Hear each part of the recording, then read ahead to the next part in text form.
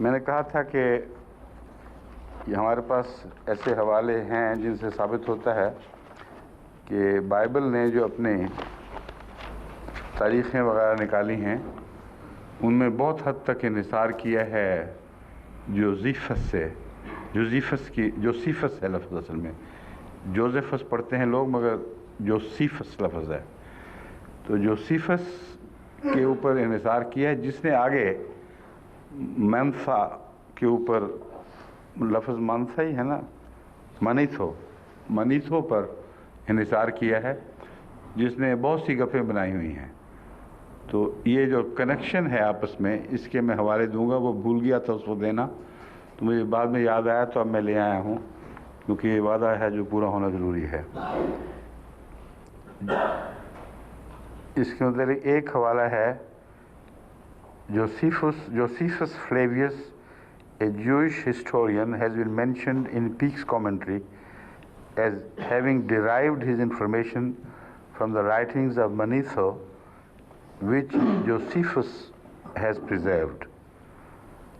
اور یہ جو ہے اس کے اوپر دوسرے کامنٹیٹر بھی مزید لکھتے ہیں.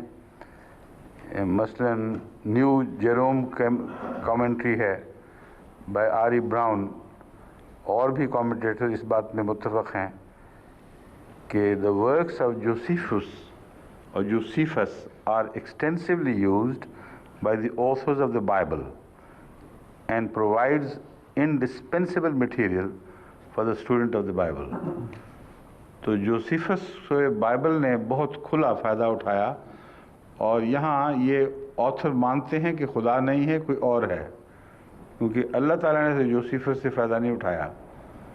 اس لیے ظاہر بات ہے کہ یہاں یہ اقرار ہے کہ ہماری بائبل میں جو بہت سے واقعات ہیں وہ روایتیں لوگوں نے اکٹھی کی ہیں. اس ضمن میں ایک یہ حوالہ بھی بڑا واضح ہے. History of the Old Testament by doctor P Heinisch. یہ لکھتے ہیں کہ for the history of the Old Testament one of the sources is the history sketched of Egypt from the beginning down to Alexander the Great by an Egyptian priest called Manetho, 3rd century BC. تو یہ اقرار اور بھی موجود ہیں، اس میں کافی ہیں پڑھنے. سوال یہ پیدا ہوتا ہے کہ جب بائبل کا آتھر انسان تھے، جیسا کہ یہ خود محققین مانتے ہیں، اور انہوں نے سب کچھ اکٹھا کیا، تو قرآن کریم کا بار بار یہ بیان کہ اس میں ہدایت بھی ہے، نور بھی ہے، آج بھی اس میں ایسی باتیں ہیں کہ تم استفادہ کر سکتے ہو، ان میں کوئی تضاد تو نہیں ہے ان دو باتوں میں. اصل واقعہ یہ ہے کہ آن حضرت صلی اللہ علیہ وآلہ وسلم کی احادیث دراصل بائبل کی روایات سے ایک پہلو سے مشابہ ہیں. بائبل میں بہت سی ایسی روایات ہیں جو رسول خدا تعالیٰ کی طرف باتیں منسوب کرتی ہیں. حدیث میں جب یہ ذکر آئے تو اسے حدیث قدسی کہا جاتا ہے. یہ قرآنی وحی کے درجے کی بات تو نہیں ہے، کیونکہ انسانی روایتیں ہیں. اسے تمام محققین ثانوی حیثیت دیتے ہیں، مگر تمام احادیث میں سب سے افضل مقام اس حدیث کو ہے جو حدیث قدسی کہلاتی ہے. یعنی معتبر صحابہ نے روایت کی، آن حضرت صلی اللہ علیہ وآلہ وسلم تک پہنچائی، اور پھر آگے حضور اکرم صلی اللہ علیہ وآلہ وسلم اس بات کو خدا تک پہنچاتے ہیں، کہتے ہیں اللہ نے مجھے یہ فرمایا، یہ اللہ نے یہ کیا. تو وہ حدیث قدسی کی جو حیثیت ہے وہ بعض بائبل کی روایات سے مشابہ ہے، اور وہ تمام روایات جن میں خدا کا معین حکم موجود ہے اس میں وہ نور اور ہدایت ہے. اور اسی طرح وہ روایات جو محفوظ ہیں، جو یعنی انبیاء کی سیرت پر روشنی ڈالتی ہیں، کسی حد تک وہ محفوظ ہیں، مگر ایک پہلو سے بہت زخمی بھی ہیں. جہاں ان کی خدا کی محبت، ان کے گیتوں کا ذکر ہے، ظاہر بات ہے کہ کسی جھوٹے کو کوئی ضرورت نہیں تھی، نہ اس میں یہ طاقت ہوتی ہے کہ اس زور کے ساتھ رب اللہ تعالیٰ کے عشق کا اظہار کرے. جھوٹوں کی دلچسپی کا مضمون ہی نہیں ہے یہ. مگر سوائے اس کے کہ کوئی شخص خود دعویٰ کرے اور دکھانے کی خاطر کہ میں خدا سے محبت کرتا ہوں، وہ دعوے اس کا جو طرز بیان ہے وہ خود اس کو جھوٹا کر رہا ہوتا ہے. جگہ جگہ اس تفصیلی بحث کی ضرورت نہیں، مگر فرق یاد رکھ لیں ان باتوں کا. ایک پہلو ہے جو محفوظ کیا جاتا ہے، وہ ہے پیشگوئیوں کا. پیشگوئیاں جب تک پوری نہ ہوں اللہ تعالیٰ ان کی حفاظت فرماتا ہے، اور اگر وہ حفاظت نہ فرمائے تو پیشگوئیوں کا مضمون مبہم اور کلیتاً اعتبار سے اتر جائے، اعتبار کے لائق نہ ٹھہرے. اس لیے جب تک قرآن کریم نے بائبل کی پیشگوئیوں کو حضرت اقدس محمد رسول اللہ پر چسپاں نہیں کیا، اس وقت تک وہ محفوظ چلی آ رہی تھیں. جب یہ دعویٰ کر دیا گیا کہ یہ قرآن یہ رسول اللہ صلی اللہ علیہ وسلم پر چسپاں ہوتی ہیں یا اسلام پر، تو پھر اس میں تبدیلیاں شروع کی گئی ہیں. تو پیشگوئیوں میں تبدیلیاں ہوتی ہیں، مگر اس وقت جب وہ پوری ہو چکی ہوں، اور پھر بعض ادنیٰ مقاصد کی خاطر انسان ان کا رخ موڑنے کی کوشش کرتا ہے. تو بائبل میں نور بھی ہے، ہدایت بھی ہے، اور جہاں تک بنیادی تعلیمات کا تعلق ہے اکثر و بیشتر وہ تعلیمات بھی محفوظ ہیں، مگر اس حد تک جس حد تک آنے والی کتاب ان کی تائید کرتی ہے. بس اس پہلو سے جب حضرت مسیح کے متعلق آتا ہے مصدقا لما بین یدیہ من التوراۃ، تو اس سے مراد بعض بلکہ بہت سے تراجم میں یہ لی گئی ہے کہ جو اس سے پہلے تورات گزر چکی ہے وہ اس کی وہ تصدیق کرتا تھا. یا رسول اللہ صلی اللہ علیہ وسلم کے متعلق جب آتا ہے مصدقا لما بین یدیہ من التوراۃ، اور کیا ہے یہ آیات جو ہیں اس سے متعلق مصدق رسول اللہ صلی اللہ علیہ وسلم کے متعلق جہاں آیا وہ بھی نکال لیں. اس کا بھی میں نے دیکھا ہے کئی ترجموں میں یہ بات یہ راہ پا گئی ہے کہ مراد اس سے لی جاتی ہے جو پہلے بائبل میں باتیں گزر گئی ہیں ان کی تصدیق کرتا ہوں. یہ درست نہیں ہے میرے نزدیک، اور اس سے کئی قسم کی خرابیاں لاحق ہو جاتی ہیں.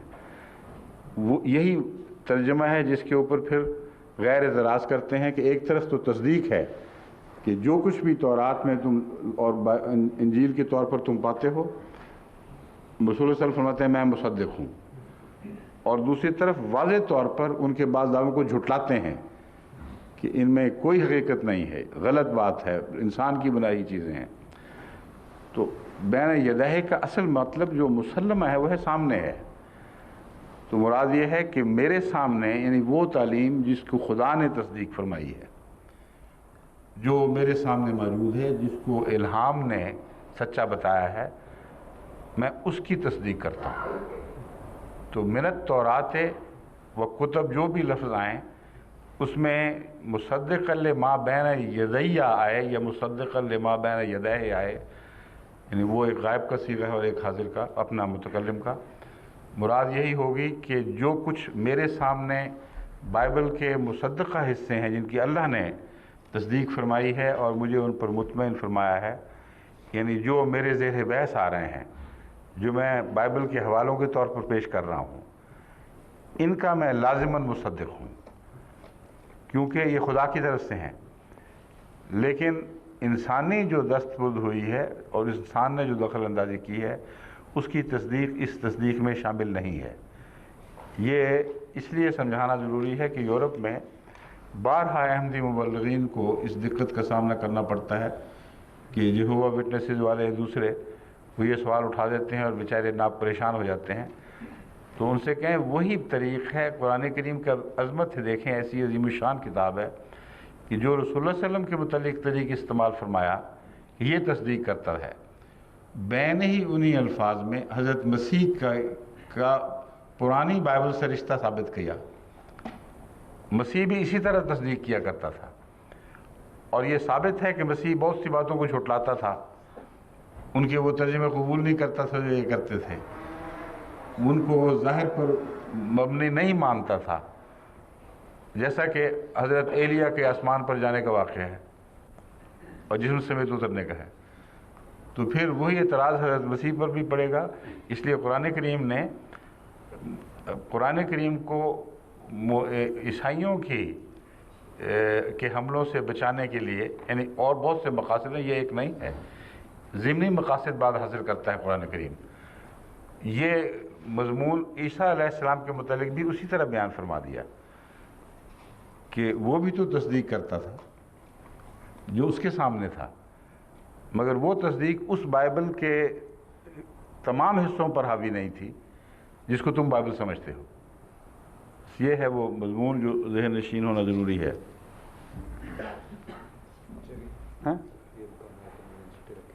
اچھا، رسول اللہ صلی اللہ علیہ وسلم کے متعلق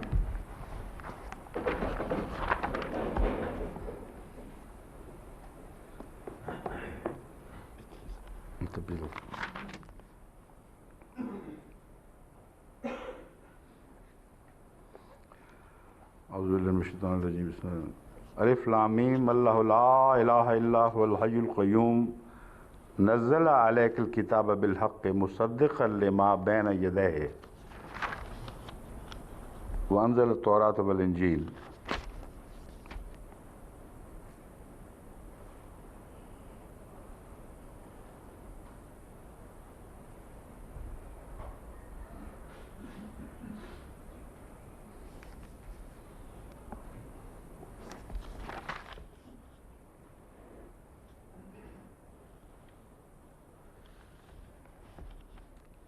بین یدیہ کا مطلب یہاں اس طرح واضح نہیں ہو رہا، وہ دوسری آیت ہے جو میرے پیش نظر ہے جس میں کوئی ابہام نہیں رہتا سمجھنے میں۔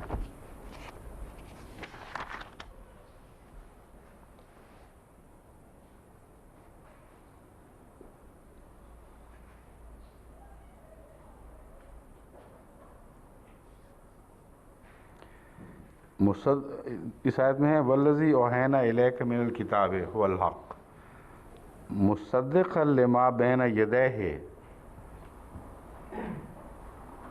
یہ جو وحی ہے یہ ہے مصدق، کیونکہ پھر بین یدیکا کا لفظ آنا چاہیے تھا اگر رسول اللہ صلی اللہ علیہ وسلم تو تصدیق کرنے والا ہے جو تصدیق، یہ بھی اسی لیے وہ بات پوری نہیں کرتا۔ میں رسول اللہ صلی اللہ علیہ وسلم کے مصدق ہونے والی آیت کا پوچھ رہا ہوں، یہ مصدق وہی ہے، اس لیے میں کہہ رہا ہوں کہ یہ کیسے ایک ابہام پیدا ہو جاتا ہے۔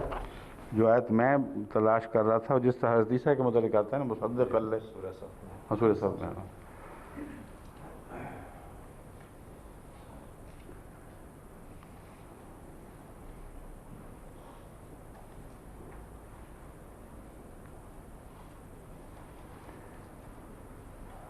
اب یہاں کتاب کی طرف آیا ہے قالوا یا قومنا انا سمعنا کتابا انزل من بعد موسیٰ مصدقا لما بین یدیہ یہدی الی الحق، تو کتاب اور وہی، اب یہاں کتاب آ گئی ہے، کتاب اس کی تصدیق کرتی ہے جو اس کے سامنے ہے۔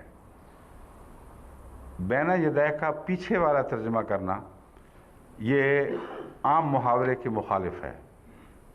اگر امکان ہے تو دور کا امکان ہے، ہر جگہ ما خلفہ اور بین یدیہ، خلف اور بین یدیہ کا جو تقابل ہے قرآن کریم میں کھلم کھلا استعمال ہوتا ہے۔ وہ جو حفاظت والی آیت ہے اللہ ومن خلفہ لہو معقبات من بین یدیہ ومن خلفہ یحفظونہ من امر اللہ، کہ ہر وہ شخص جو رات کو چلتا ہے یا دن کو اندھیروں میں چھپ چھپ کے چلتا ہے، ظاہر چلتا ہے، لہو معقبات من بین یدیہ ومن خلفہ، اگر بین یدیہ کا مطلب پیچھے کیا جائے تو من خلفہ ہی کا کیا مطلب ہے پھر؟ تو بین یدیہ کا ظاہری محاورہ بکثرت استعمال ہونے والا سامنے کے لیے آتا ہے، نہ کہ گزرے ہوئے کے لیے۔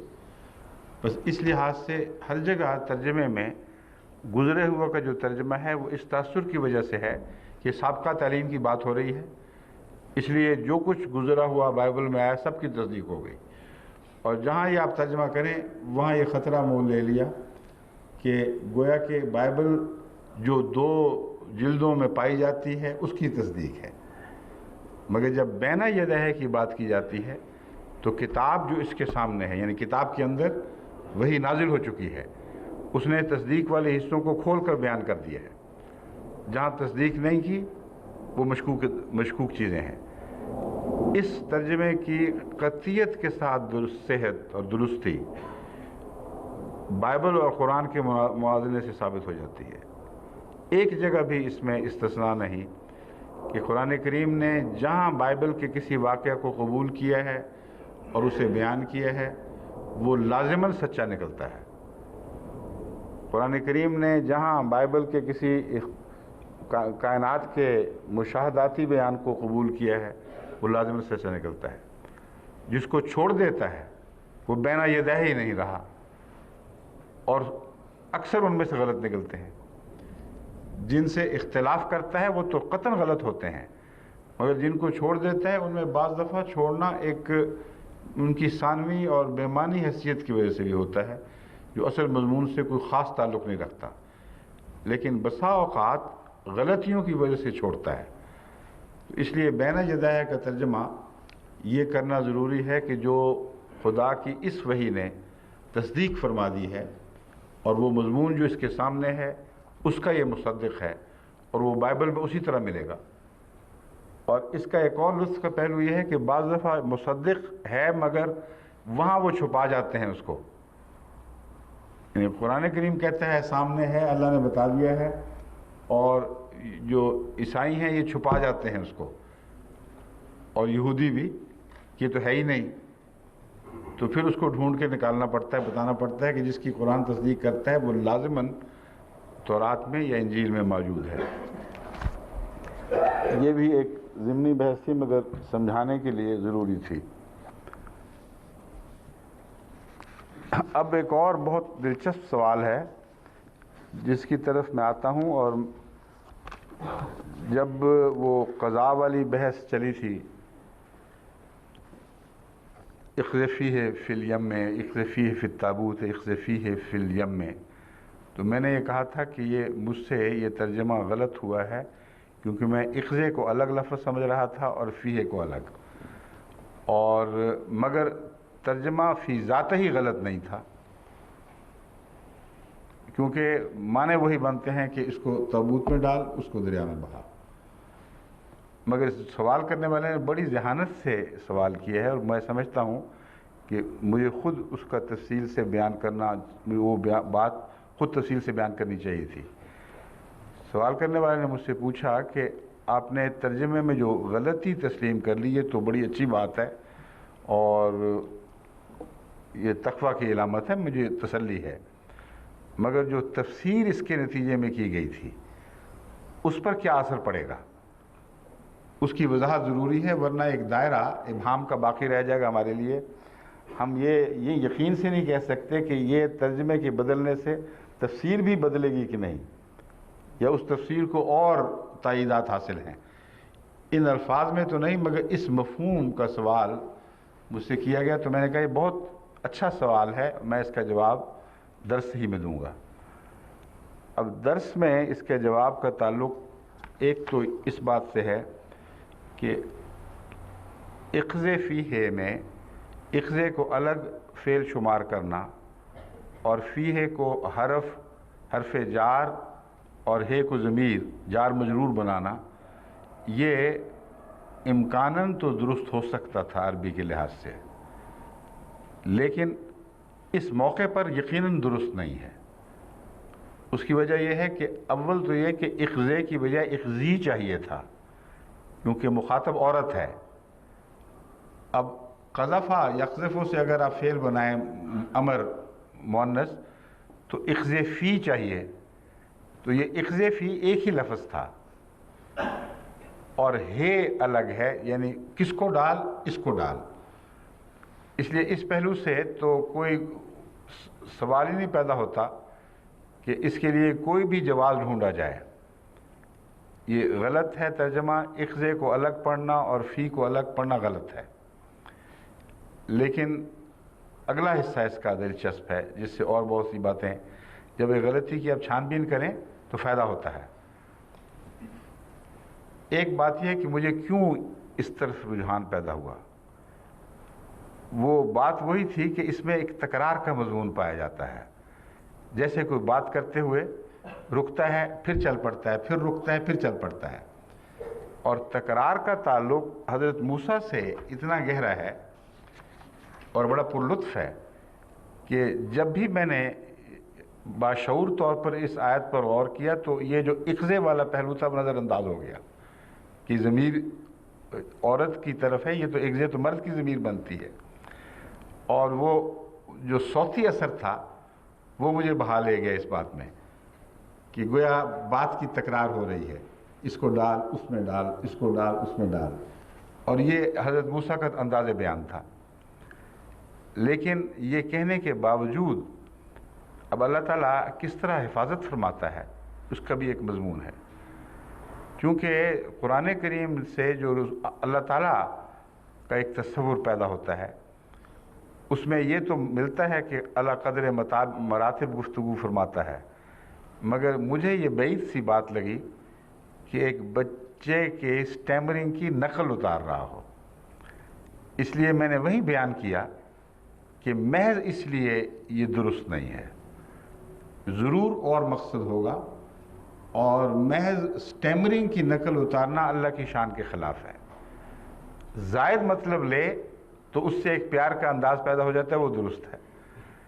اس لیے میں نے پھر اس کا وہ مطلب بیان کیا جو میرے نزدیک وجہ ہو سکتی تھی کہ حضرت موسیٰ کی والدہ کو سنبھالنا، ان کو ایک خبر کا آہستہ آہستہ بیان کرنا تاکہ ان کو گہرا صدمہ نہ پہنچے۔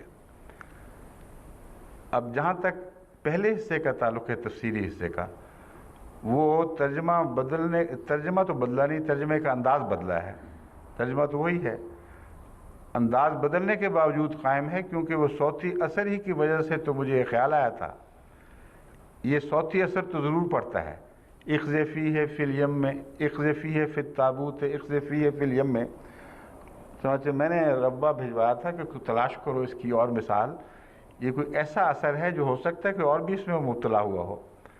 تو بڑی پرلطف مثال مل گئی ہے عبد الرحمن صاحب مبشر کی، انہوں نے لفظی ترجمہ ٹکڑوں ٹکڑوں میں کیا ہے اور وہاں اخذے کو ایک فعل بنایا ہے اور فیہ کو جار مجرور بنایا ہے، تو صاف پتہ چلا کہ یہ صوتی اثر اتنا طاقتور تھا کہ وہ اچھے گرامیرین تھے اور لفظاً ترجمہ کیا، مگر اس تاثر میں وہ بھی بہ گئے اور اقضے کو الگ کر دیا اور فیہ کو الگ کر دیا، اس طرح انہوں نے لفظاً ترجمہ لکھا ہوا ہے۔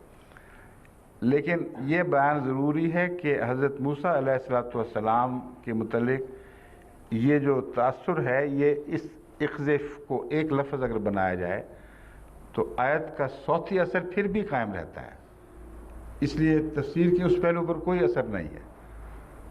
طرز بیان خدا کا بتا رہا ہے کہ ایک خاص انداز ہے جو ذہنوں پر یہ اثر ڈالتا ہے کہ گویا ایک بات کی تکرار ہو رہی ہے، اور تکرار کا جو پہلو ہے، چونکہ یہ میرے ذہن میں موجود تھا کہ حضرت موسیٰ علیہ السلام کا ایک تکرار سے گہرا تعلق ہے، اس لیے اس غلطی میں اس تاثر کو جو درست ہے تقویت مل گئی۔ سمندر میں غرقابی اب دیکھیں 2 مرتبہ پیش آئی اور دونوں مرتبہ اللہ نے اجازی طور پر آپ کی حفاظت فرمائی، ایک بچے کے طور پر اور ایک بڑے ہوتے ہوئے۔ جس قوم سے غرقابی کا خطرہ تھا بچے کو، اس سے تو خدا نے بچا لیا، جو قوم غرقابی کے درپے تھی وہ غرقاب ہو گئی اور وہ نہ بچ سکی۔ تو یہ عجیب مضمون ہے، لطیف تکرار ہے اور اس میں گہری لطافتیں پوشیدہ ہیں۔ پھر حضرت موسیٰ علیہ السلام مکہ مارتے ہیں ایک دفعہ اور دوسری دفعہ پھر مارنے پر آمادہ بیٹھے ہیں، پھر اللہ تعالیٰ بچا لیتا ہے ان کو، تو وہاں بھی ایک تکرار ہے۔ ایک اور تکرار یہ ہے کہ حضرت موسیٰ علیہ السلام کی فرعون کے خاندان نے 2 دفعہ مدد کی ہے اور دونوں دفعہ زندگی بچانے میں مدد کی ہے۔ ایک مرتبہ فرعون کے خاندان کا ایک آدمی جو اکثر مدینہ سے دوڑا ہوا آیا تھا اور یہ خبر دی تھی کہ وہ اندر مشورے ہو رہے ہیں تیرے قتل کے، بھاگ یہاں سے، اور دوسری دفعہ اس زمانے کی کوئی روایت موجود نہیں، مگر قرآن کریم نے عمداً ارادتاً اس بات کو محفوظ فرمایا کہ جب حضرت موسیٰ واپس آئے ہیں اور فرعون سے ٹکر لی ہے تو آپ کے قتل کے مشورے ہو رہے تھے، تو یہاں بھی 2 دفعہ مشورے ہوئے ہیں، اور وہاں کون مددگار بنا؟ فرعون کے خاندان کا ایک شخص، وہ ان کو سمجھاتا ہے، کہتا ہے دیکھو عقل کی بات کرو، اگر یہ جھوٹا ہے تو اس کا جھوٹ اس پر پڑے گا، تمہیں کیا مصیبت پڑی ہوئی ہے، لیکن اگر سچا نکلا تو تم مارے گئے، اس لیے قتل کی باتیں چھوڑ دو۔ اور چونکہ قتل نہیں کیا، اس سے ثابت ہوتا ہے کہ وہی فرعون کے خاندان کا فرد آپ کا مددگار بن گیا۔ تو یہاں بھی ایک عجیب تکرار ہے جو اتفاقی حادثہ نہیں ہے۔ پھر ہجرت 2 دفعہ ہے، انبیاء کی 1 دفعہ کی ہجرت تو ثابت ہے، مگر 2 دفعہ کی نظر نہیں آتی۔ کہیں شاذ کے طور پر ہو سکتی ہے، مگر حضرت موسیٰ کے معاملے میں تو بڑی قطعی اور واضح ہے، ایک انفرادی ہجرت اور پھر دوسری ہجرت۔ تو 2 دفعہ کی جو تکرار تھی پائی جاتی تھی، جس سے میں ہمیشہ لطف اندوز ہوتا تھا، کیونکہ اس صوتی تاثر نے وہی تکرار کا منظر پیش کیا، اس لیے میرے ذہن اس طرف گیا۔ اب یہ مسئلہ تو حال پہلا پہلو کہ تفسیر پر کوئی منفی اثر نہیں پڑا، جہاں تک اللہ تعالیٰ کے اپنے بندوں سے پیار کا تعلق اور ان کے طرز کو اختیار کرنا، ان سے ان کے مراتب اور عقول کے مطابق کلام کرنا ہے، اس پہ کوئی اثر نہیں پڑتا۔ اس غلطی کے باوجود اللہ تعالیٰ نے اس کی حفاظت فرمائی۔ حضرت مسیح موعود علیہ السلام کا یہ اقتباس اس مضمون پر حرف آخر ہے۔ آپ فرماتے ہیں کیونکہ کلام الہی کے نزول کا عام قاعدہ اور اصول یہ ہے کہ جس قدر قوت قدسی اور کمال باطنی اس شخص کا ہوتا ہے جس پر کلام الہی نازل ہوتا ہے، اسی قدر قوت اور شوکت اس کلام کی ہوتی ہے۔ حضرت صلی اللہ علیہ وسلم کی قوت قدسی اور کمال باطنی کیونکہ اعلیٰ سے اعلیٰ درجہ کا تھا، جس سے بڑھ کر کسی انسان کا نہ کبھی ہوا اور نہ آئندہ ہوگا، اس لیے قرآن شریف بھی تمام پہلی کتابوں اور صحائف سے اعلیٰ مقام اور مرتبہ پر واقع ہوا، جہاں تک کوئی دوسرا کلام نہیں پہنچا۔ بس کلام الہی کا جس پر وہ نازل ہو رہا ہے، اس کی کیفیات، اس کے حالات سے ایک تعلق ہوتا ہے۔ اس مضمون کو سمجھ کر بعض دفعہ جو غلطیاں دکھائی دیتی ہیں بعض کلام کی، وہ بھی حل ہو جاتی ہیں۔ میں پہلے بھی اس پر روشنی ڈال چکا ہوں کہ بعض لوگ بالکل بے علم ہوتے ہیں، عربی کا کوئی ان کو علم نہیں، مگر عربی الہام ہو جاتا ہے، ہم جانتے ہیں کہ وہ سچے ہیں، مگر ان کے خدا کو تو عربی آتی ہے، وہ تو قرآن کا بھی خالق ہے۔ اب اس میں ایک اور بحث چل پڑے گی، قرآن مخلوق ہے یا نہیں، یہ اس کو چھوڑ دیتے ہیں، مگر قرآن اسی نے الرحمن علم القرآن خلق الانسان، قرآن سکھانے والا تو وہی ہے، علم القرآن ہے نا، علم البیان، قرآن والا کیا ہے وہ میں بتاتا ہوں۔ الرحمن علمہ البیان تو بعد میں آئے گا، خلق الانسان علمہ البیان ہے، الرحمن علم القرآن، دیکھیں نکالیں یہ درست ہے کہ نہیں، خلق الانسان علمہ البیان،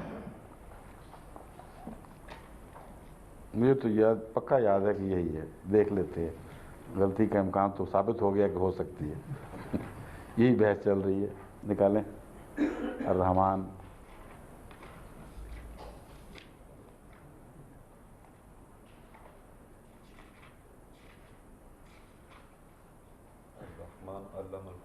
بس وہی بات، الرحمن علم القرآن، تو قرآن سکھانے والا جو ہے وہ تو رحمان خدا ہے، لیکن اس کے باوجود جن دوسروں سے کلام کرتا ہے اس کا وہ معیار نہیں ہے۔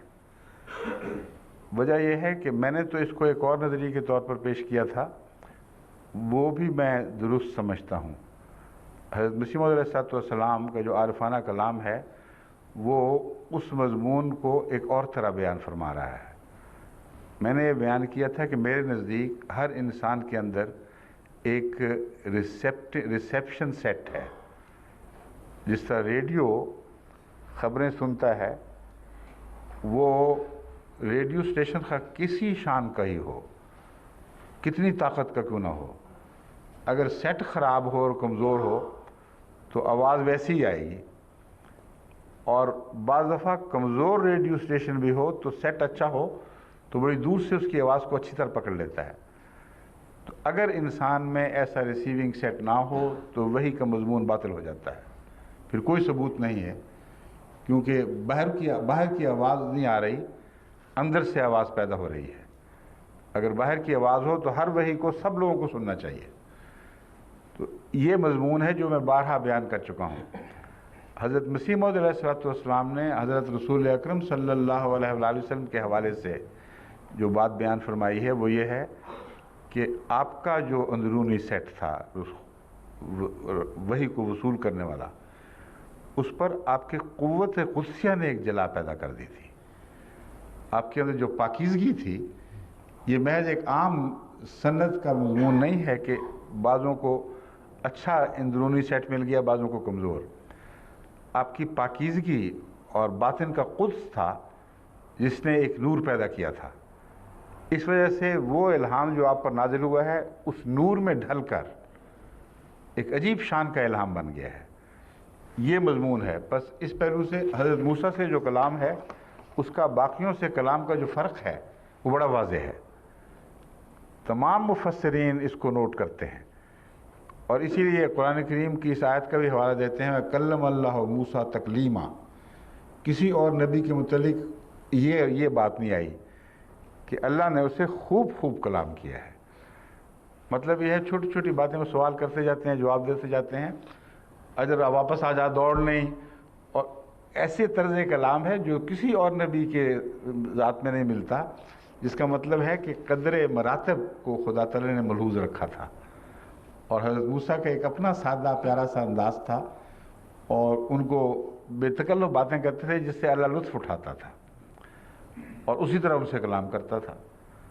اب یہ کوئی کہے کہ لطف اٹھانے والا مضمون خدا کے لیے درست نہیں، تو یہ تو ویسے میں بتا چکا ہوں کہ رسول اللہ صلی اللہ علیہ وسلم سے تو ثابت ہے کہ اللہ حظ اٹھاتا ہے۔ یہاں تک کہ ایک حدیث سے پتہ چلتا ہے جب وہ میزبان مچاکے مار رہا تھا مہمان کو، یہ اثر اندھیرے میں یہ اثر ڈالنے کے لیے مہمان پر کہ میں بھی کھا رہا ہوں، تو آسمان پر اللہ بھی مچاکے مار رہا تھا یا لطف اٹھا رہا تھا۔ جو ترجمہ ہے بعض لوگوں نے مچاکے مارنے کا بھی کر دیا ہے، مگر یہ تو قطعی ثابت ہے کہ ان مچاکوں کا اللہ لطف اٹھا رہا تھا۔ تو اللہ کا بھی لطف اٹھانے کا ایک مضمون ہے جو بہت لطیف ہے، اس کی تفاصیل میں تو ہم نہیں جا سکتے، مگر بندے کے مطابق خدا ایسے طرز عمل اختیار کرتا ہے جیسا بندہ ہی کر سکتا ہے۔ اس مضمون کا حل آن حضرت صلی اللہ علیہ وآلہ وسلم نے فرما دیا، جب یہ فرمایا کہ یہ بھی حدیث قدسی ہے، انا عند ظن عبدی بی، کہ اللہ فرماتا ہے کہ بندہ تو مجھے سمجھ ہی نہیں سکتا، اس کا ادراک ہو ہی نہیں سکتا، وہ کیسے مجھے پائے گا، کیسے مجھے میرے متعلق تصور باندھے گا۔ ایک ہی صورت ہے کہ میں اپنے بندے کے ظن کے مطابق ڈھل جاؤں اور اس کے لیے ویسا ہو جاؤں۔ تو حضرت موسیٰ کے ساتھ اگر کلام میں اختلاف ہے تو یہ خدا کی شان کے خلاف نہیں بلکہ اس کی شان کا مظہر ہے، جیسے تھے ویسا بن جاتا تھا۔ اور حضرت موسیٰ کو یہ مضمون سکھایا بھی خوب طریقے سے کہ تم سے جو میں پیار کی باتیں کرتا ہوں تم یہ نہ سمجھو کہ اور سے نہیں کر سکتا، تم سے تمہارے مزاج کے مطابق کرتا ہوں، کسی اور سے اس کے مطابق کرتا ہوں۔ ایک گڈریا تھا جو جوئیں نکال رہا تھا اپنے کپڑوں کی، اور بیٹھا ہوا وہ جوئیں نکال کے مار رہا تھا، کبھی الٹتا پلٹتا تھا، ساتھ ساتھ باتیں کر رہا تھا اللہ تعالیٰ سے، اے میرے رب اگر تو آ جائے میرے پاس تو میں تیری جوئیں نکالوں میلے کپڑے دھوؤں، پاؤں سے کانٹے نکالوں تو یہ تازہ دودھ پلاؤں۔ حضرت موسیٰ جاتے ہوئے سن رہے تھے، ان کو اتنا غصہ آیا، یہ بات بھول گئے کہ مجھ سے بھی اللہ میرے مزاج کے مطابق باتیں کرتا ہے، اور کہا ایسی خبردار ہے تیری جو تو نے ایسی بات کی، تو کیا سمجھتا ہے خدا کوئی بندوں کی طرح اور تیری طرح محتاج فقیر انسان ہے؟ اس پر اللہ تعالیٰ کی وحی نازل ہوئی ڈانٹنے کے لیے، اے موسیٰ تو کون ہے میرے اور میرے بندے کے درمیان دخل دینے والا؟ میں تو بہت لطف اٹھا رہا تھا۔ تو یہ جو مضمون ہے، اس مضمون کے پیش نظر وہاں فیہ والا جو مضمون تھا میرے ذہن میں اسی طرح ابھرا کہ حضرت موسیٰ کو چونکہ بتایا جا رہا ہے کہ تیری ماں پر وحی ہوئی تھی، تو اسی انداز میں حضرت موسیٰ کے انداز میں کلام ہو رہا ہے، مگر دوسرے ترجمے نے یہ تو بتایا کہ کلام اس طرح ٹکڑوں میں نہیں تھا، مگر وہ صوتی تاثر پھر بھی قائم ہے۔ اقذفیہ فی الیم میں، اقذفیہ فی التابوت، اقذفیہ فی الیم، تو وہ جو لطف والا حصہ ہے وہ قائم رہے گا، کیونکہ اس کو دوسری باتیں اس پر گواہ ہیں، اور سارا حضرت موسیٰ کے ساتھ اللہ کا تعلق گواہ ہے، اس لیے اس بارے میں تو پوری طرح مطمئن رہیں کہ ایک ادنا پہلو بھی اس تاثر کا غلط نہیں ہے۔ دوسرا پہلو ہے جس نے مشکل ڈالی مجھے، وہ یہ تھا کہ میں نے تو یہ بیان کیا کہ چونکہ صرف میمک کرنے کی خاطر خدا ایسا کلام نہیں کر سکتا۔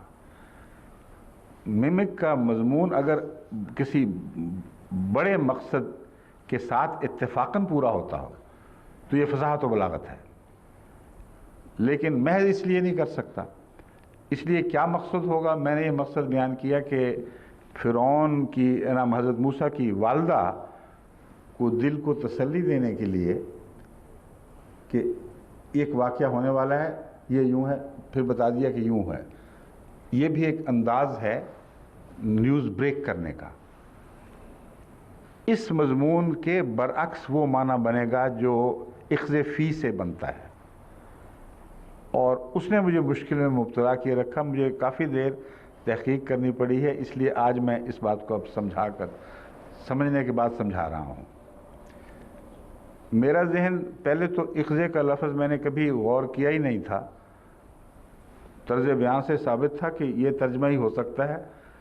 اسی طرح غالباً عبدالرحمن بشیر نے بھی کہہ دیا اس کا مطلب ڈال۔ یہ تحقیق جو میں نے تھوڑی سی پیش کی تھی، یہ وجہ نہیں بنی تھی اخذے کا ترجمہ کرنے کی، یہ بعد میں تلاش کیا کہ آخر اخذے ہے کیا چیز، اور اس پر غور تو کریں کہ آیا اس مضمون کا کوئی معنی پایا بھی جاتا ہے کہ نہیں۔ تو پھر یہ باتیں سامنے آئیں کہ اخذ جو قزیون ہے وہ اس تنکے کو کہتے ہیں جو آنکھ میں پڑتا ہے۔ عام طور پر جو لغت کی کتابیں ہیں وہ اسے فعل لازم بتاتی ہیں۔ قضا کا مطلب ہے، وہ کہاں ہے وہ بحث، یہ ہے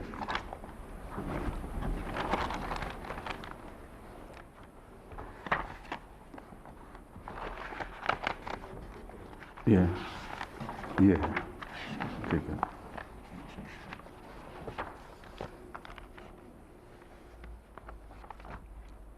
لیکن یعنی تنکا پڑ گیا آنکھ میں، اور دوسرا مفہوم اس میں یہ تھا کہ ایک طرف لگ گیا۔ تیسرا مفہوم اس میں یہ تھا کہ پانی پہ پڑا ہوا تنکا سرکتا سرکتا کنارے لگ گیا، اور چوتھا یہ تھا کہ دریا پر بہتا ہوا تنکا وہ بھی اگر کنارے لگ جائے تو یہ قز لفظ کے اندر شامل ہے سب۔ تو اس پہلو سے پھر خیال پیدا ہوا کہ کچھ تو مضمون کو تقویت ملتی ہے، مگر یہ غلط خیال ہے۔ یہ اچھا مضمون نظر آ رہا ہے بظاہر، کیونکہ وہ تنکے ایک چھوٹا سا بچہ ایک طرف لگا ہوا، ایک بظاہر ایک حقیر چیز تنکے کی طرح بہہ رہی ہے، لیکن دریا اس کو آرام سے کنارے لگا دیتا ہے، جس طرح تنکا اس گلاس کے پاس آہستہ آہستہ تیر کے پہنچ جاتا ہے۔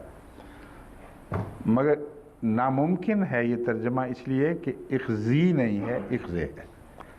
اس لیے میں آپ کو سمجھا رہا ہوں کہ اس میں ایک پہلو تو ہے لطف کا، آہستگی کا، نرمی کا، مگر وہ مضمون میں نہیں ہے۔ اس کے برعکس اصل لفظ کیا ہے؟ اقذف سے اقذفی۔ اقذف کے متعلق جب میں نے تحقیق کی تو وہاں ساری مشکل پڑی تھی، جس کو مجھے حل کرنے میں وقت لگا ہے۔ اقذف بالکل برعکس مضمون بیان کرتا ہے، پھینکنا، زور سے مارنا، اس قوت سے مارنا کہ جس چیز پر پڑے اسے ٹکڑے ٹکڑے کر دے۔ اور پھر منفی پہلو یہ بھی ہیں کہ گالی دینا اور معصوم عورتوں پر الزام تراشی، تیر چلانا کسی پر۔ اب یہ سارے پہلو جو ہیں اس نے مفسرین کو مشکل میں ڈالا ہوا تھا پہلے ہی۔ اب وہ جو یہاں تفسیر جو ہے وہ اثر انداز ہوئی ہے، اس لیے اس کی وضاحت ضروری ہے کہ اب اصل تفسیر کیا بنے گی۔ मुफस्सिरीन इस बात पे घबराते हैं, चुनांचे वो ज़्यादा से ज़्यादा पनाह इस बात में ढूंढते हैं कि क़ज़फ़ा का लफ्ज़ रखने के मानों में भी इस्तेमाल होता है, और कुरान करीम की वो आयत पेश करते हैं। वो कहाँ हैं? हाँ, 5 आयतें हैं। कहते हैं इससे पता चलता है कि क़ज़फ़ा में अगरचे बहुत ही सख्त गीर मंज़र है, कोई पत्थर मारा किसी के ऊपर, तीर चला दिया और इस ज़ोर से मारा कि टुकड़े टुकड़े कर दिया और फेंक दिया, गले से उतारा। लेकिन बाज़ आयतों से साबित है कि इसमें आराम से रख देने का मफ़हूम भी है। वो आयत ये हैं सूरह अल-अंबिया 19, सब में नहीं लेकिन बाज़ में है। बल नक़ज़िफ़ु बिल हक़्क़ि अलल बातिल, यहाँ तो आराम से रखने का मज़मून नहीं है, बल्कि हम हक़ को बातिल पर दे मारते हैं, यानी वो उसको टुकड़े टुकड़े कर देता है। सूरह अल-अंबिया आयत 19। कुल इन्ना रब्बी यक़ज़िफ़ु बिल हक़्क़ि अल्लामुल ग़ुयूब, सूरह सबा 49। कह यकीनन मेरा रब यक़ज़िफ़ु बिल हक़्क़ि, वो हक़ के साथ मारता है। अब यहाँ भी वही मज़मून है जो बातिल पर मारने वाला, लफ्ज़ बातिल नहीं है। मगर फिर सूरह सबा में है वक़द कफ़रू बिही मिन क़ब्ल व यक़ज़िफ़ून बिल ग़ैबि मिन मकानिन बईद, दूर की बात करना, तीर चलाना, किसी चीज़ को उठा के दूर फेंकना या दूर की बात सोचना, इन मानों में है। वक़द कफ़रू बिही मिन क़ब्ल, वो इससे पहले इनकार कर बैठे हैं। व यक़ज़िफ़ून बिल ग़ैबि, और वो दूर के मामलात में टमक टोइयाँ मारते हैं, दूर के तीर चला रहे हैं, शायद निशाने पर बैठ जाए, जबकि कोई निशाने पर लगने का कोई सवाल नहीं।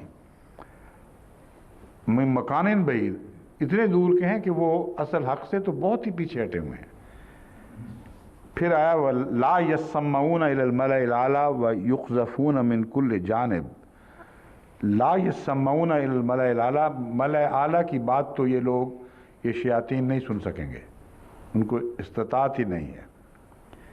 व युक़ज़फ़ून मिन कुल्ल जानिब, वो धत्कार कर, धक्के दे देकर पीछे फेंक दिए जाएंगे।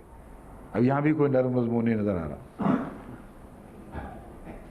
वलहुम अज़ाबुन वासिब, तो जो क़ज़फ़ा का माना रखना है, वो किसी और आयत से अगर कोई है तो मेरे सामने इस वक्त नहीं, मगर ये एक बात क़ती है कि वो मज़मून जो मादी चीज़ों से ताल्लुक़ न रखता हो, उसमें तो क़ज़फ़ा का आप माना रखना भी बेशक कर लें। लेकिन जहाँ लफ्ज़ क़ज़फ़ किसी मादी चीज़ पर इस्तेमाल हो, वहाँ उठा फेंकना, दूर मारना, उतारना गले से और जल्दी से किसी चीज़ को फेंक देना, ये मज़ामीन आते हैं। ये मुश्किल थी कि एक तरफ मैं ये कह रहा था कि अल्लाह ताला दिलदारी फरमा रहा है और उसकी तसल्ली दे रहा है, जो लफ्ज़ इक़्ज़े से मैंने अंदाज़ा लगाया और फ़ीह की तकरार से अंदाज़ा लगाया, और दूसरी दफ़ा ये मज़मून कि इतना सख्ती से अपने मूसा की माँ को कह रहा है इसको, बच्चे को फेंक, उसको भी फेंक, दूर कर दे, ये क्या मतलब है? बस मुफस्सिरीन ने में से इमाम राज़ी ने एक तौजीह ये पेश की है कि चूँकि तीर चलाने का मज़मून है दूर फेंकना, तो मुराद ये थी कि ये बच्चा तुझसे दूर जाने वाला है, इसलिए जब समंदर में जाएगा तो इक़्ज़िफ़ का अमर इस पर साबित आ जाएगा, सादिक़ आ जाएगा, इसे अपने से दूर फेंक दे। मगर मुश्किल ये है कि समंदर वाले मामले, यम या झील या दरिया नील के मुतल्लिक़ लफ्ज़ यम आता है, उस पर तो ठीक है। जो संदूक सामने पड़ा हुआ था, उसमें बच्चे को दे मारने या ज़ोर से फेंक देने का इस्तदलाल कहाँ से निकला? फिर वो नहीं निकलता। चुनांचे गौर के बाद जो मैं मज़मून समझा हूँ, वो मुझे उसकी पूरी तसल्ली है। तो बाज़ दफ़ा एक गलती एक और मुश्किल को हल का मुझे बन जाती है, और ये है कुरान करीम की हिफाजत का मज़मून कि अगर कोई गलती होती भी है तो अल्लाह मज़मून की हिफाजत फरमाता है और उसके नेक नताइज भी ज़ाहिर कर देता है। अब मैं ये समझ रहा हूँ इसका मज़मून, जहाँ तक माँ का खौफ दूर करने का ताल्लुक़ है, اس کے ساتھ ہی جڑا ہوا اسی آیت کا حصہ یہ ہے کہ وہ فکر نہ کرنا وہ سمندر یا دریا کا پانی اسے باہر پھینک دے گا، ڈوبے گا نہیں۔ یہ تسلی لفظوں میں دی ہے، طرز بیان میں نہیں دی۔ طرز بیان میں کیوں ایسا اس طریقہ اختیار کیا گیا ہے؟ میں سمجھتا ہوں کہ حضرت موسیٰ کو اس وقت فوری خطرہ تھا، اور فرعون کے لوگ تلاش کرتے ہوئے ان گھروں میں پہنچ رہے تھے جہاں کسی بچے کی خبر ہو۔ اللہ پہلے ہدایت دے بیٹھا تھا کہ کچھ دیر اس کو دودھ پلا اور اپنے پاس رکھ اور مانوس کر، اور اس ہدایت کے تابع وہ بالکل بے فکر ہو گئی تھیں کہ کچھ نہیں ہوتا، خدا نے مجھے جو فرما دیا ہے۔ اس وقت یہ خبریں پھری ہوں گی، نکلی ہوں گی باہر کہ فلاں جگہ ایک بچہ ہے، تو ہو سکتا ہے فرعون کے سپاہی اس کی تلاش میں نکلے ہوں اور فوری خطرہ درپیش ہو۔ تو ماں کو پینک بتانے کی خاطر کہ پینک کا موقع ہے، ہلکی بات نہ کرنا، آہستہ رویہ اختیار کرو، تیزی سے اس کو اتار کے پھینک کے نکالنے کی کوشش کرو، جلدی سے جلدی، امیڈیٹ ایمرجنسی کا معاملہ ہے۔ وہاں لفظ قذفہ وہ مضمون ادا کر دیتا ہے، ورنہ یہ اس قسم کے موقع پر سختی کا کلام اچھا لگ ہی نہیں رہا، مگر اس مضمون کے ساتھ بین ہی فٹ بیٹھتا ہے، اور یہ بتانا مقصود ہے کہ تو پھینک بے شک اس کو، حفاظت کا وعدہ میں کرتا ہوں، لیکن دیر نہ کرنا، جلدی جلدی اس کو نکال اور اپنے سے دور بھیج۔ تو یہ سارا مضمون ہے جو تفسیری پہلو پر کس حد تک اثر انداز ہوا اور اس کی وجوہات کیا تھی، یہ میں نے آپ کے سامنے بات کھول دی ہے۔ تمام مفسرین اسی بحث میں الجھے ہوئے ہیں، قذفہ میں جو سخت لفظ آتا ہے وہ کیوں ہے اور کیسے اس سے نپٹیں، کیسے اس کے بد اثر سے نجات پائیں۔ بعض کہتے ہیں تو سخت گندی گالی دینا، الزام تراشی، ایسے لفظوں پر استعمال ہوتا ہے، اس موقع پر اس کیا محل تھا؟ تو وہی ہے دوری کا مفہوم جو حضرت امام راضی نے بیان کیا، مگر صرف دوری کا نہیں، جلدی ہے کسی چیز میں، یعنی کہتے ہیں تم بس پھینکنے کی کر، اب اس کو رکھنے کے نخرے نہ کر، اور جہاں تک انجام کا تعلق ہے اللہ کہتا ہے میں سنبھال لوں گا، اس کی فکر نہ کر۔ بس وہ ایک چھوٹا سا سوال جو کسی نے کیا ہے، میں اس کا ممنون ہوں، بہت ہی ضروری تھا، اور اس مضمون کی طرف میری رہنمائی نہ ہوتی اگر یہ سوال نہ کیا جاتا۔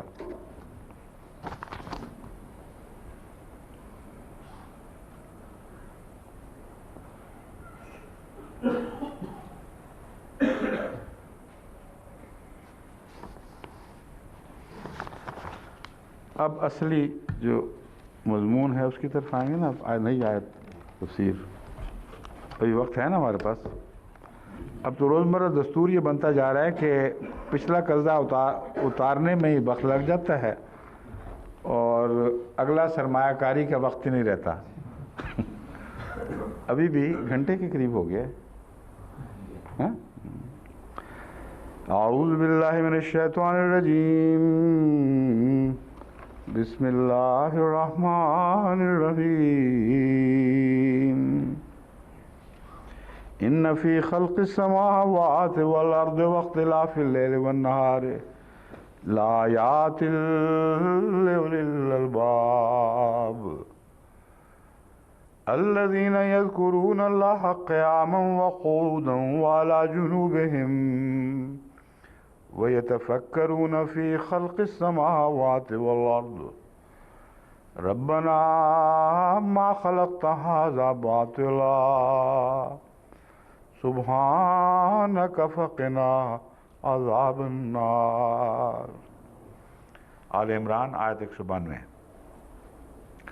اس سے پہلی آیت پر میں نے کہا تھا اس کو الگ، میں اس پہ الگ غور کر کے اس کے مطالب الگ بیان کروں گا، کیونکہ جو روایت میں نے بیان کی تھی وہ اس ایک آیت کو الگ پیش کر رہی ہے، جبکہ بعض روایات ان آیات کو اکٹھا کر کے پیش کر رہی ہیں، اور ایک رات کا ایسا واقعہ بیان کرتی ہیں جس میں آن حضرت صلی اللہ علیہ وآلہ وسلم نے یہ ساری آیات تلاوت فرمائیں، اور ان کے اثر سے آپ بہت وہ تھے ख़ास कैफियत में थे, लेकिन वो रवायत जो हैं वो दो तरह से पहली रवायत से मुख्तलिफ हैं। एक ये कि हज़रत आयशा के घर का वाक़या बयान नहीं करती रज़ियल्लाहु ताला अन्हा, बल्कि दूसरे घर का वाक़या बयान करती हैं। और दूसरा फ़र्क बड़ा ये है कि वो सारी रात के जागने की बजाय सुबह तहज्जुद के वक्त जागने का ज़िक्र करती हैं। और वो रवायत जो मैंने पेश की थी उसमें सारी रात के जागने का ज़िक्र है। ये आयात मजमूई तौर पर भी हुज़ूर अकरम सल्लल्लाहु अलैहि वसल्लम को बहुत प्यारी थी और दिल पर गहरा असर करने वाली थी, और इन पर बहुत गौर फरमाया करते थे। इसलिए इस बहस को मैं बाद में उठाऊंगा। मैं ये बताना चाहता हूँ कि उस एक आयत का वो मफ़हूम जो मैंने बयान किया था वो मज़मून कुरान के मज़मून के रब्त को ज़ाहिर करने के लिए ज़रूरी था। अचानक वो मुखालफों की कोशिशें, उनकी बदज़ुबानियाँ, उनकी इल्ज़ाम तराशियाँ, कुरान करीम का ये कहना कि दूर तक तुम्हें ये तंग करते चले जाएंगे, उसके बाद ये मज़मून अचानक बीच में कैसे दाखिल हुआ। तो इसलिए और रसूल सल्लल्लाहु अलैहि वसल्लम का गैर मामूली शुक्र अदा करना, उससे मैं ये समझा था, अब भी यही समझता हूँ कि लाज़िमन हज़रत सल्लल्लाहु अलैहि वसल्लम ने उसमें खुशखबरी पाई है। हालांकि यही आयत दूसरी सूरतों में इख्तलाफ वाली मुख्तलिफ़ जगह कुरान करीम में मिलती है, बाज़ों में लफ्ज़ों में इख्तलाफ है, मगर ये लफ्ज़ इख्तलाफ उनमें मौजूद है और ज़मीन व आसमान के ताल्लुक़ में मौजूद है। उन आयात पर इतना गैर मामूली शुक्र का इजहार जो हज़रत आयशा को ऐसा मग़लूब कर दे कि विसाल के लंबे अरसे बाद तक जब कोई पूछता है तो एक रवायत में आता है कि वो ख़ुद भी रोती जाती थी। इस कदर मुतअस्सिर थी इस वाक़या से कि आंसू बर्दाश्त नहीं हो रहे थे। रोते रोते ये बात बयान की कि मैंने रसूल सल्लल्लाहु अलैहि वसल्लम को देखा, सारी रात ऐसा किया आपने। तो ये ज़रूर इस आयत का कोई ख़ास मज़मून है जो मज़मून के तसलसल में फ़िट बैठता है। वहाँ उसका तकाज़ा है कि उसका वो माना किया जाए जो पहला मज़मून जिस माने के तकाज़े कर रहा है, और वो यही है कि रात से दिन निकलेंगे। फ़िख्तिलाल फ़िल लैल वन नहार, रातों के दिन के बदलने में कुछ निशानात हैं, मगर वो निशानात क्या हैं और इस मज़मून का जो इंसानों की तक़दीरें बदलने का मज़मून है और कौमों के अरूज और ज़वाल का मज़मून है, उससे क्या ताल्लुक़ है। अगली आयात मेरे नज़दीक उस पर रोशनी डाल रही हैं, इसलिए ये मज़मून आगे मुसलसल जारी होगा। लेकिन इससे पहले कि मैं वो बयान करूं, मैं आपके सामने वो रखता हूं। मैं तिलावत कर लिया ना इसकी, तो हाँ, जो मुफस्सिरीन ने कहा ये लुग़त के लिहाज से क्या बहसें उठाई गई हैं। क़याम की बहस है सबसे पहले लुग़त में। यज़कुरून अल्लाह क़यामन, क़यामन से क्या मुराद है। सब जानते हैं क़याम खड़े होने को कहते हैं। ज़िद व क़ादा, बैठने का ज़िद उलट है। उसके अलावा बहुत से इस्तेमालात अरबी में लफ्ज़ क़याम के हैं जो लुग़त महफूज करती है। क़ामल अमरो एतदला, क़ामल माओ जमदा। जब क़ामल अम्र कहते हैं तो मुराद है कि मामला मुतवाज़न हो गया, और जब क़ामल माओ कहते हैं तो मतलब है वो जम गया, यानी वो माया चीज़ के ऊपर जब काम कहेंगे तो वो खड़ी हो गई, मुंजमद हो गई। क़ामा अलैहि दाब्बतो, उस पर वो चौपाया काम खड़ा हो गया, मतलब है कि उसने आगे चलने से इनकार कर दिया, थक गया, बैठ गया। तो लफ्ज़ बज़ाहिर वो बैठता है, लेकिन लफ्ज़ क़ामा इस्तेमाल होता है अलैहि के माने में। अपने सवार के मुकाबल पर उसने उसके मकसद के ख़िलाफ़ एक रवैया इख्तियार कर लिया। क़ामल हक़ को ज़हरा व सबता, हक़ कायम हो गया, यानी वो ज़ाहिर हुआ और मजबूती से कदम गाड़ लिए। क़ामा बिही ज़हरुहु, उसकी कमर उसके साथ खड़ी हो गई। अब ये बज़ाहिर लगता है कि कमर ने उसको मजबूती दी है, लेकिन मुराद ये है कि कमर टूट गई, उसकी कमर में दर्द शुरू हो गई। तो क़ामा बिही, जब भी वो खड़ा होता है कमर भी उठ खड़ी होती है। मुराद ये है کہ جہاں تکلیف ہو اس کا احساس جاگ اٹھتا ہے، ورنہ عام طور پر آدمی کھڑا ہو تو کسی عضو بدن کی طرف اس کی توجہ نہیں جاتی. اگر پاؤں میں تکلیف ہے، موچ ہے، تو پاؤں نمایاں ہو کر سر تک اپنا پیغام پہنچا رہا ہوتا ہے. تو قامہ بہی یہاں جو ہے ظاہرہ کے معنوں میں مراد ہے کہ کمر میں تکلیف ہے، جب وہ اٹھتا ہے تو وہ تکلیف بھی اٹھ کھڑی ہوتی ہے. اور ایسی تکلیفیں جو عام طور پر مجھے بھی اب علاج کے لیے پہنچ رہی ہیں، ان میں یہ بہت علامت ملتی ہے کہ جب تک ہم بیٹھے رہیں وہ تکلیف خاموش بیٹھی رہتی ہے، جب کھڑے ہو تو تکلیف اٹھ کھڑی ہوتی ہے. تو عربی محاورے میں بھی یہ دلچسپ چیزیں ہیں. میرا مطلب یہ نہیں کہ ہومیوپیتھک ثابت ہے عربی سے، یہ ہرگز مراد ہے. اوجاہ قام المتاع بقضاء تعدلت قیمتہ قام بامر. یہ تفصیل ہیں جن کا اس مضمون سے کہیں کوئی باریک معنوں میں کہیں تعلق قائم کسی نے کرنا ہو تو وہ غور کرے. ہمارے نزدیک تو سیدھا سادہ مضمون اس میں واضح کھلا کھلا جو قیام کا مضمون ہے، جو سب کو ویسے ہی معلوم ہے، وہ ہے جو یہاں پیش نظر ہے. یذکرون اللہ قیاما، وہ اللہ کو قیام کی حالت میں یاد کرتے ہیں. ایک تو نماز کا نقشہ بھی ہے، نماز میں کھڑے ہو کر بھی یاد کیا جاتا ہے، لیکن یہاں نماز مراد نہیں ہے، کیونکہ سوائے اس کے کہ بعض مفسرین نے نماز ان معنوں میں مراد لی ہے کہ نماز میں بعض دفعہ لیٹ کر بھی نماز پڑھنے کا حکم ہے، اجازت ہے. تو قیامم و قعودم و علی جنوبہم، وہ کھڑے ہو کر یاد کرتے ہیں اور بیٹھ کے یاد کرتے ہیں اور پہلوؤں پر یاد کرتے ہیں. انہوں نے وہ فقہی بحث اٹھا لی ہے، حالانکہ اس جگہ اس موقع پہ فقہی بحث کا کوئی تعلق نہیں ہے. اور بعض دوسرے مفسرین نے بڑی شدت سے اس کو رد کیا ہے کہ فقہی بحث اٹھانا بالکل مضمون نہیں ہے. یہاں مراد یہ ہے کہ اللہ تعالیٰ کی یاد کے لیے تو ہر پوسچر جس حالت میں بھی انسان ہو وہ روک نہیں بنتا، اس کا کوئی خاص انداز خدا کی راہ میں حائل نہیں ہوتا، یاد الہی جاری رہتی ہے. لیکن آگے جا کر جب مفسرین کا غور میں بتاؤں گا تو دیکھیں کتنا انہوں نے باریکیوں میں غور کر کے مختلف توجیحات پیش کی ہیں اس آیت کے ہر جز کی. قعودن کے متعلق کہتے ہیں بیٹھنے کی جگہ مقعد صدق عند ملیک مقتدر، قرآن کریم میں آتا ہے. اور منہ رجل قودتن، ایسا شخص جو سست رو ہو، کاہل ہو، بیٹھے رہنے کے عادی ہو، اس کو رجل قودہ کہتے ہیں. گھات لگا کر بیٹھنے کے لیے بھی قعود کا لفظ استعمال آتا ہے، جیسا کہ شیطان کہتا ہے لَأَقْعُدَنَّ لَهُمْ صِرَاطَكَ الْمُسْتَقِيمَ، اے خدا میں تیرے سیدھے رستے پر گھات لگا کر بیٹھا رہوں گا. اقعدنہ اس لیے آتا ہے کہ جب انتظار کیا کرنا ہو دشمن کا تو لمبا ہوتا ہے اس لیے، اور پھر چھپنا بھی ہوتا ہے. تو بیٹھنا ہی اصل وہ انداز ہے جس میں کسی کی گھات لگائی جا سکتی ہے. پہلو پہ لیٹ کر تو گھاتیں نہیں لگائی جاتی، اور سارے جانور بھی جب گھات لگاتے ہیں تو بیٹھ جاتے ہیں. شیر بھی جب گھات لگاتا ہے تو بیٹھ جاتا ہے. تو یہ مضمون بھی اس میں ہے، مگر اگر اس کو قرآن کریم کی اس آیت پر چسپاں کرنا ہو تو اس کے وسیع تر معنوں میں استعمال کیا جا سکتا ہے، اس سے کم میں نہیں.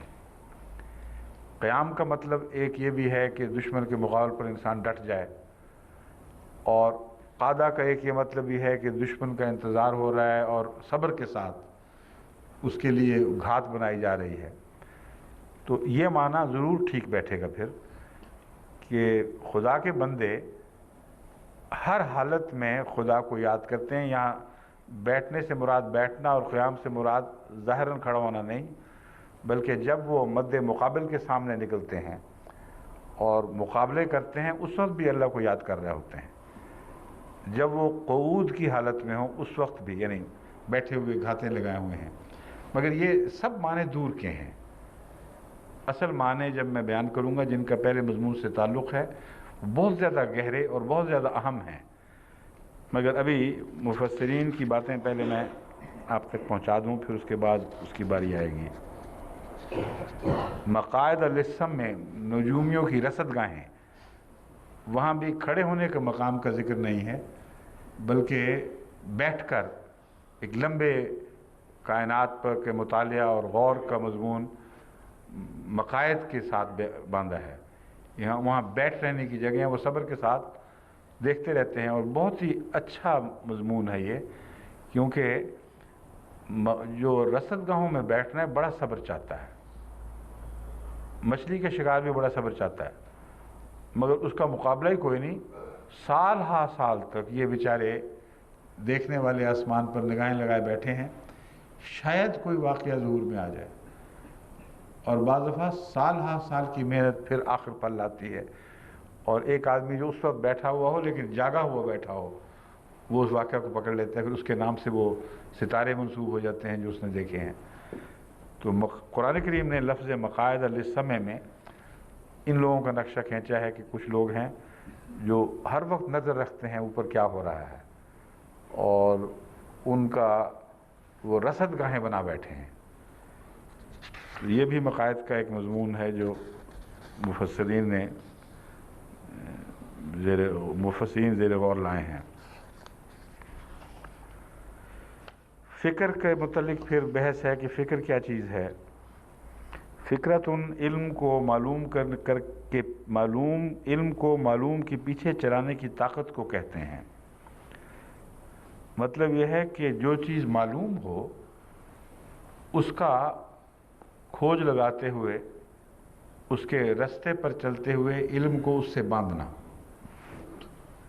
یعنی فرضی باتیں نہیں، بلکہ اگر علم ہے تو کوئی معلوم ضروری ہے، اگر کوئی معلوم ہے تو اس سے اس علم کا تعلق کیا ہے، کیا ثبوت ہے کہ معلوم اس علم سے ایک رشتہ رکھتا ہے۔ اس جستجو کو حضرت مفردات راغب کے نزدیک فکر کہتے ہیں۔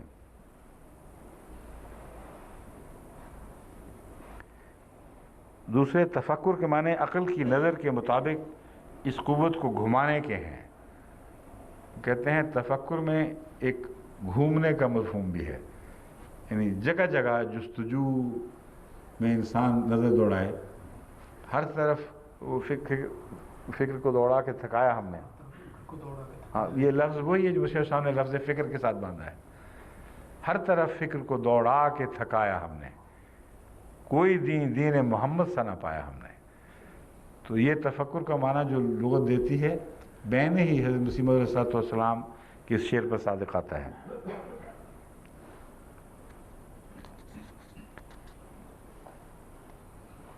کہتے ہیں یہ قوت انسان کو تو حاصل ہے، حیوانوں میں یہ نہیں ہے کہ وہ فکر کر کے دوڑائیں۔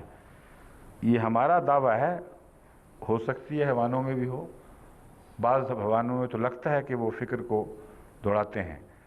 چنانچہ ہاتھیوں سے متعلق یہ ثابت ہے، چیتوں کے انداز سے ثابت ہے کہ جو شکاری ان کے شکار کو نکلتا ہے اس کا وہ اندازہ لگاتے ہیں کہ یہ چکر مارے گا، کہاں پہنچے گا، اور وہاں پہلے ہی پہنچ کر اس شاخ پر بیٹھ جاتے ہیں جس پر سے وہ اچانک جھپٹ کے اس کو اچک لیتے ہیں۔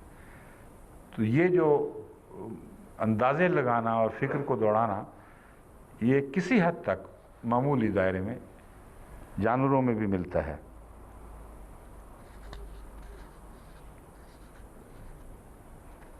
رجل فقیر، یہ قاف کے ساتھ نہیں کاف کے ساتھ ہے، مگر ہمارے ہاں تو عموماً ہر فقیر کو فقیر ہی پڑھا جاتا ہے۔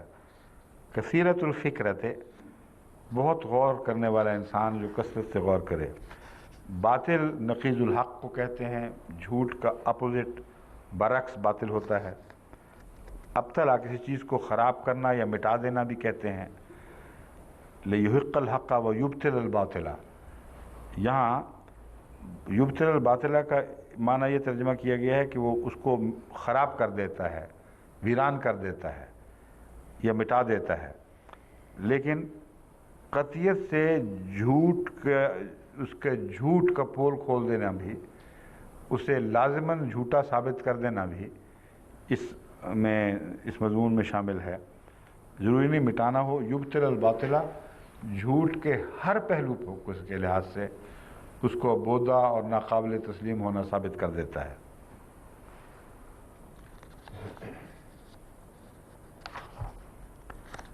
بطلا بطلا و بطولا و بطلانا فسدا اور سقطا حکمہ و ذہب ضیان و خسرن، یعنی خراب ہوا، اس کا حکم ساقط ہو گیا، وہ ضائع ہو گیا۔ بطلا فی حدیث ہی بطالتاً حزل، اس نے بودی بات کہی، بے حقیقت بے معنی اور کچی بات کہی۔ بطلا بطولتاً و بطالتاً سارا شجاعاً، وہ بہادر ہو گیا۔ بطلہ اطلہ، کسی کو معطل کر دیا اس کو بطلہ کے بھی کہتے ہیں، توئے کے ساتھ۔ ابطلہ جا بالباطل، وہ باطل لایا۔ الباطل ضد الحق، یہ پہلے بھی بیان ہو چکا ہے۔ سبحان جو لفظ ہے وہ صبح سے نکلا ہوا ہے، کثرت کے ساتھ تسبیح کا ذکر قرآن کریم میں آتا ہے۔ اس کا مادہ ہے صبح صبحم و صباحتن۔ الصبح المر السری فی المال و فی الہوائے، یعنی صبح کا لفظ تیرنے کے معنوں میں پانی کے لیے بھی استعمال ہوتا ہے اور ہوا کے لیے بھی۔ ہوا پر تیرنے کو بھی صبح کہتے ہیں اور پانی پر تیرنے کو بھی صبح کہتے ہیں، لیکن اس میں تیزی کا مضمون داخل ہے۔ آہستہ تیرنے والے کو نہیں کہیں گے، بلکہ تیز تیرنے والے اور تیزی سے اڑنے والے کو صباح کہیں گے۔ کل فی فلک یسبحون میں قرآن کریم جو فرماتا ہے کہ ہر کائنات میں ہر چیز صبح کی حالت میں ہے۔ فالصابحات صبحا، اور وہ اڑ کر تیزی کے ساتھ اڑ کر اور غیر معمولی رفتار کے ساتھ فضا میں اڑتے ہوئے، جو آئندہ زمانے میں ہوائی جہاز اور راکٹس وغیرہ کام کریں گے، ان کی پیشگوئی میں الصابحات کا لفظ استعمال ہوا ہے۔ اب سوال یہ ہے کہ اللہ تعالیٰ کی ذات سے اس کا کیا تعلق بنے گا پھر؟ والتسبیح تنزیہ اللہ تعالیٰ واصلہ المر السری فی عبادت اللہ تعالیٰ وجعل ذلک فی فعل الخیر۔ ایک مفردات راغب نے لمانہ یہ توجیہ فرمائی ہے کہ تسبیح اللہ تعالیٰ کی تنزیہ بیان کرنے کو کہتے ہیں، یعنی اس کا ہر عیب سے پاک ہونا، اور اصل معنی اللہ تعالیٰ کی عبادت میں تیزی سے گزرنا ہے۔ یہ لفظ نیک کام کے معنوں میں استعمال کیا جاتا ہے، مگر یہ جو تشریح ہے یہ دل کو مطمئن نہیں کرتی۔ اگرچہ حضرت امام راغب کا بہت بڑا مقام ہے، عبادت میں تیزی سے آگے بڑھنا خدا کو ہر قسم کے عیب سے پاک قرار دینے سے کیا مطابقت رکھتا ہے، یہ تشریح نہیں ہے۔ وَحُمِلَ ذَلِكَ عَلَى الْاِسْتِثْنَاءِ وَهُوَ أَنْ يَقُولَ إِنْ شَاءَ اللَّهُ وَيَدُلُّ عَلَى ذَلِكَ قَوْلُهُ۔ تسبیح سے استثناء کے معنی بھی لیے گئے ہیں، یعنی انشاءاللہ کہنا۔ اِذْ أَقْسَمُوا يَصْرِمُنَّهُ مُصْبِحِينَ وَلَا يَسْتَثْنُونَ، یہ آیت کا حوالہ دیا ہے۔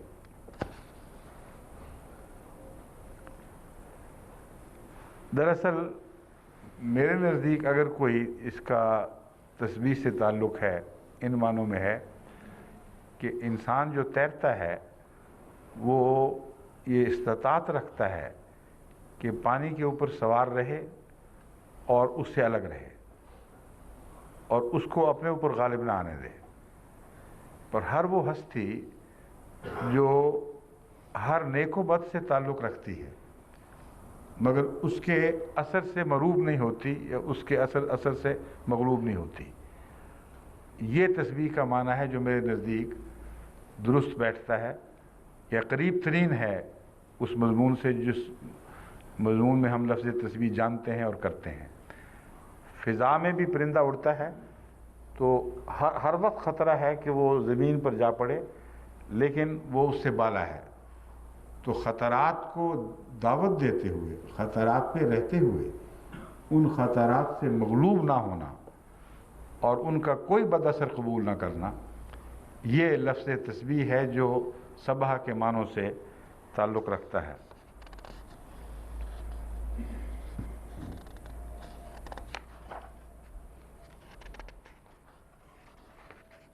اب جب تفصیلی بحث میں آتے ہیں مفسرین تو اکثر و بیشتر وہ قیام اور قعود اور جنوب کے اوپر بحثوں میں وقت خرچ کر دیتے ہیں کہ قیام سے کیا مراد ہے، قعود سے کیا مراد ہے، بیٹھ کر عبادتیں ہیں، یہ ذکر الہی ہے، اور یہاں تک بحثوں کو باریک مضامین باریک نظر سے دیکھا گیا ہے کہ یہ بحث اٹھائی ہے کہ جنوبہم کیوں ہے، یذکرون اللہ قیامم و قعودم و جنوبہم کیوں فرمایا، محض مستوجعاً کیوں نہ کہہ دیا آرام کی حالت میں.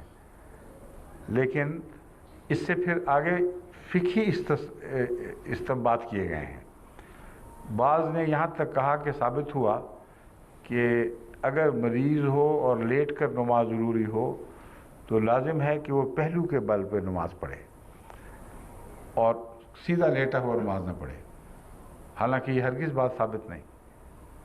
ہر وہ حالت جس میں مریض اطمینان سے اللہ کو یاد کر سکتا ہے، اگر اس کے پہلو دکھتے ہوں اور وہ پہلو کے بل ہو ہی نہ سکے تو یہ استنباط تو پھر بالکل غلط ثابت ہوگا اس کے حق میں، برعکس معنی پیدا کرے گا. اس لیے باریکیاں تو بہت ہیں، لیکن اتنا عظیم الشان مضمون ان چھوٹے چھوٹے فقہی مسائل کی طرف منسوب کر دینا یہ اس مضمون کی شان کے خلاف ہے.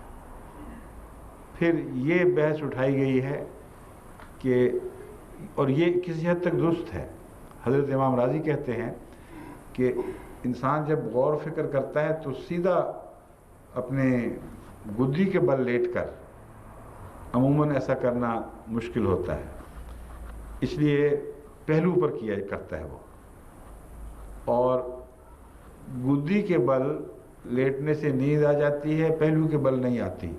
اب یہ پہلو، یہ بات درست نہیں، کیونکہ اکثر لیٹنے والے پہلو کے بل ہی لیٹتے ہیں اور پہلو کے بل ہی نیند آتی ہے. گدی کے بل تو شاذ ہی لوگوں کو آتی ہوگی.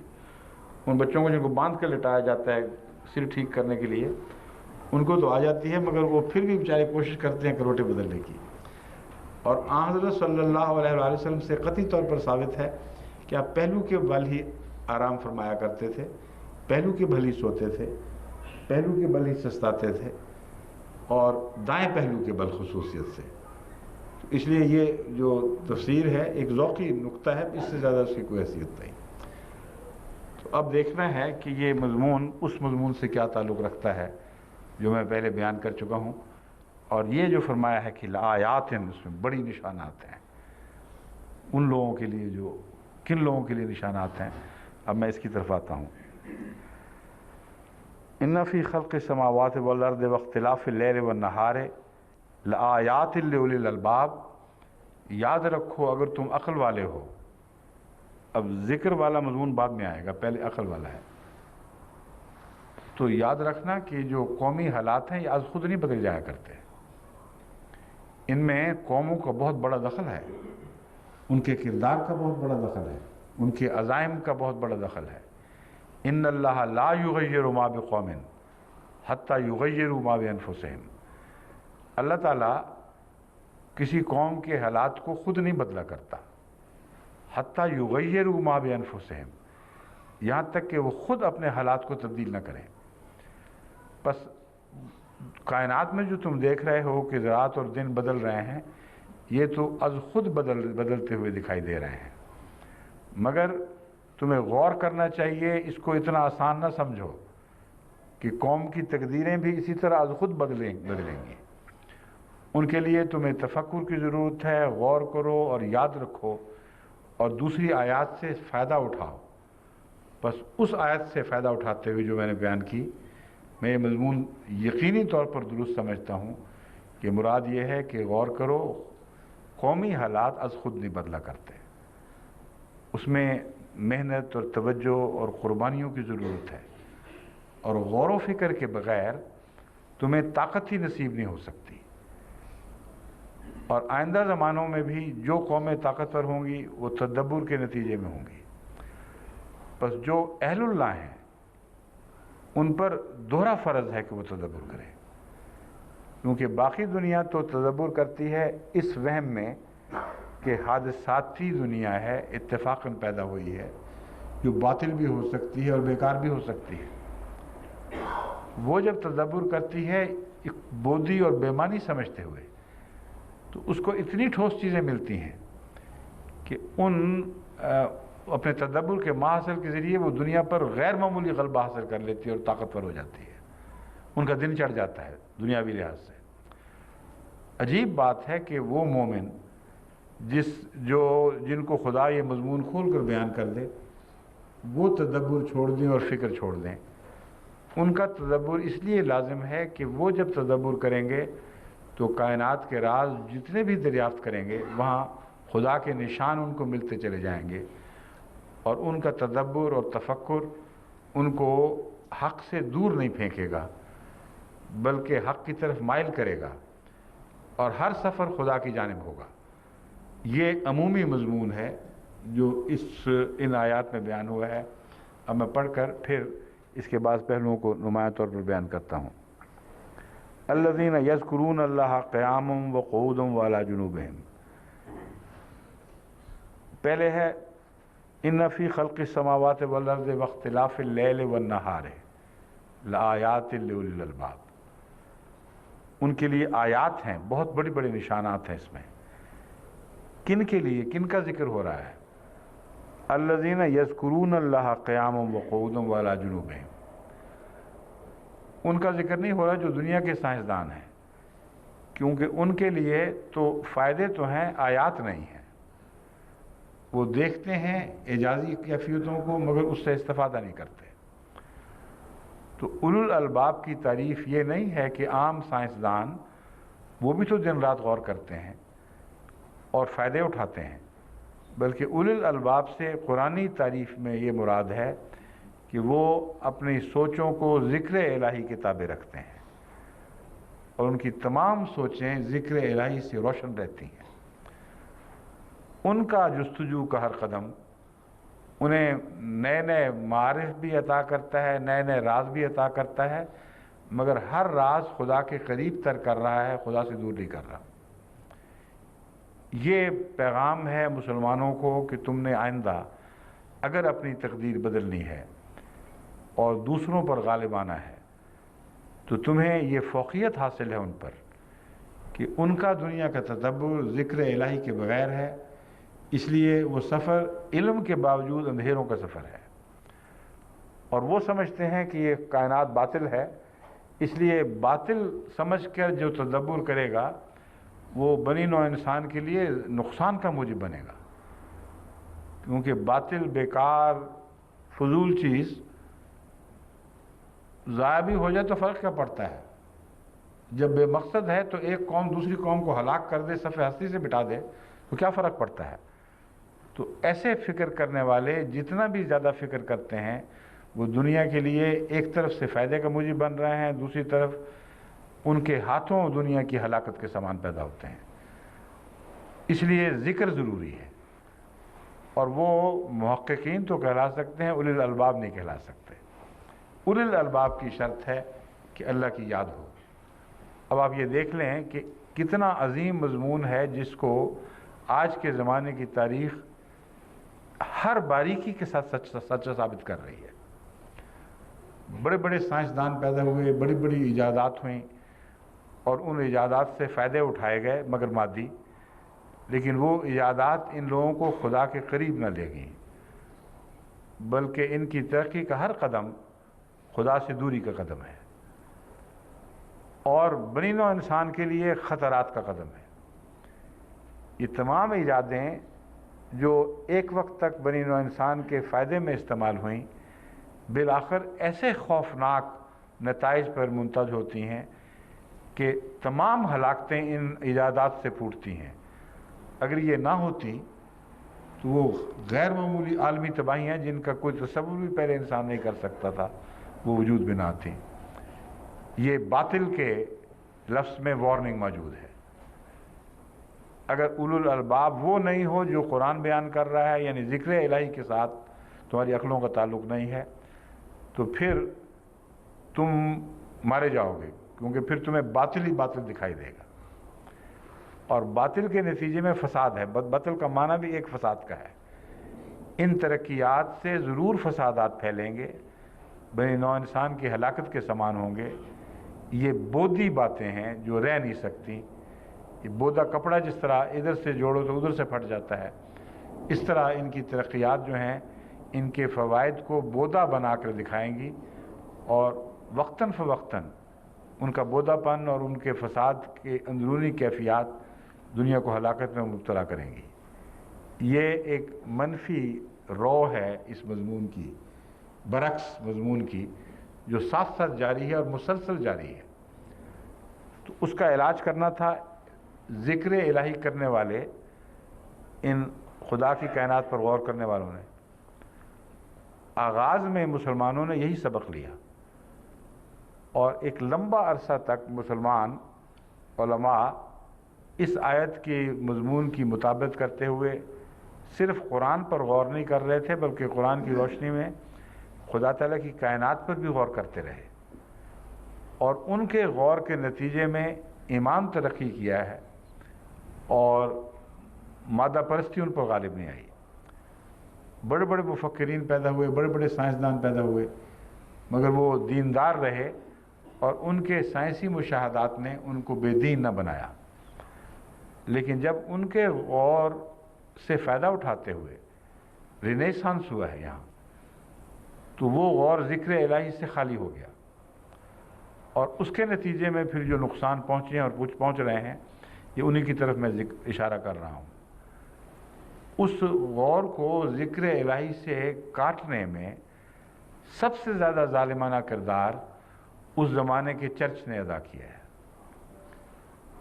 کیونکہ اس زمانے کا چرچ یہ کہتا تھا کہ جو سچائیاں تم سچائیوں کے طور پر پیش کر رہے ہو، وہ بائبل کو جھٹلا رہی ہیں اور بائبل سے تضاد رکھتی ہیں۔ گویا تم یہ اعلان کر رہے ہو، اگر بائبل خدا کا کلام ہے تو تم یہ اعلان کر رہے ہو کہ دنیا تو سچی ہے، بائبل باطل ہے، اور اس کی ہم تمہیں اجازت نہیں دے سکتے۔ تو وہ کتاب جس میں انسانوں نے ایسی خامیاں پیدا کر دی تھیں کہ مفکر اس کو باطل کہے، اس کتاب کو، اور کائنات کو سچا اس کے مقابل پر ٹھہرائے، یہ تضاد تھا جو لمبا عرصہ چل نہیں سکتا تھا۔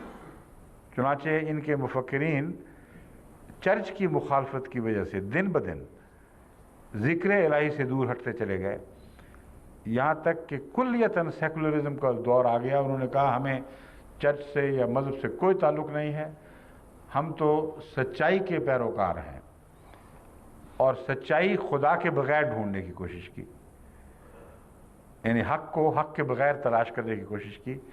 اس کا مادی پہلو تو ان کو ملتا رہا، بائیں آنکھ ان کی روشن سے روشن تر ہوتی چلی گئی، زمین کے نیچے کے جو مدفون راز تھے وہ بھی پڑھنے لگ گئی، مگر دائیں آنکھ اندھی رہی۔ تو اللہ تعالیٰ فرماتا ہے کہ اے مسلمانوں، یاد رکھو کہ خدا کے نزدیک اولو الالباب وہی ہیں جو ذکر الہی کے ساتھ غور کرتے ہیں، ان کا ہر قدم فلاح کا قدم ہے۔ وہ کبھی بھی یہ نتیجہ نہیں نکال سکتے کہ یہ باتیں اتفاقی حادثات کا نتیجہ ہیں، اور یہ کرو گے تو وہ تبدیلی آئے گی، وہ رات دن میں بدلے گی۔ یہ مضمون ہے۔ بس یہ مضمون آج بھی سچا ہے، آج بھی لازم ہے۔ وہ احمدی جن کو خدا تعالیٰ نے اولو الالباب قرار دیے، کیونکہ محمد رسول اللہ علیہ وسلم کے سچے اور گہرے مفہوم میں پیرو کہلاتے ہیں، اور واقعتاً ہیں۔ پیرو تو بے شمار ہیں، مگر گہرے معنوں میں اور معنی کی لطافتوں میں اترتے ہوئے میرے نزدیک جو ایسی مسیح موعود علیہ السلام کی جماعت رسول اللہ صلی اللہ علیہ وسلم کی پیرو ہے، کوئی اس کی نظیر نہیں ملتی۔ تو یہ آیت اگر ایک وقت تک بھلا دی گئی، تو اب وقت ہے کہ اگر ہم نے رات کو دن میں تبدیل کرنا ہے، محمد صلی اللہ علیہ وسلم کا سورج دنیا پر چڑھانا ہے، تو محنت کرنی پڑے گی۔ یہ نہ سمجھیں اس آیت کا پیغام کہ اختلاف اللیل اور نہار تو ہوتا ہی رہتا ہے، ہو جائے گا۔ اللہ فرماتا ہے، وارننگ دے رہا ہے۔ اور رسول کریم صلی اللہ علیہ وسلم، وہ فکر والی جو روایت ہے، فکر اس پہ نہیں کرتا وہ کیا.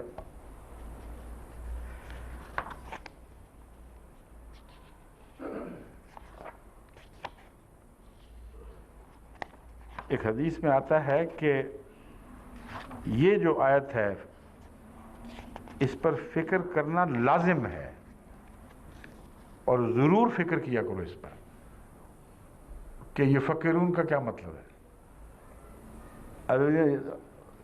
وہ آیت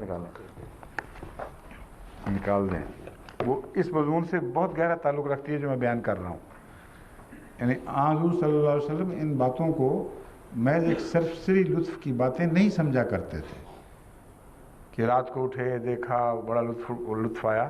یہ تو لطف سارے اٹھاتے ہیں, چاندنی کی لطف بھی سارے اٹھاتے ہیں, مگر اولو الالباب نہیں ہیں اور مذکر نہیں ہے اور ذکر کرنے والے نہیں ہیں اور مجسم ذکر نہیں ہے. جب رسول اللہ صلی اللہ علیہ وسلم دیکھتے ہیں تو پیغام دیتے ہیں قوم کو کہ اس میں بہت سی غور کی باتیں ہیں, اگر تم نے غور نہ کیا تو تم اس آیت کے مضمون کا حق ادا نہیں کرو گے, اس کو سمجھنے کا حق ادا نہیں کرو گے, اسے فائدہ نہیں اٹھا سکتے. لائیں جی, مل گئی.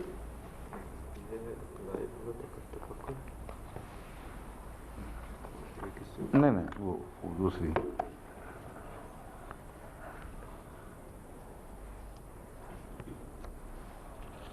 یہ تو ایک تو حدیث ہی اور ہے کہ لا عبادت کا تفکر ہے, میں اس کی طرف مراد نہیں کر رہا. اسی آیت کے حوالے سے جو واضح ہدایت ہے کہ فکر کیا کرو, وہ بڑے دلچسپ ایک بہت ہی پیارا فقرہ ہے جس میں بہت سے مطالب آتے ہیں.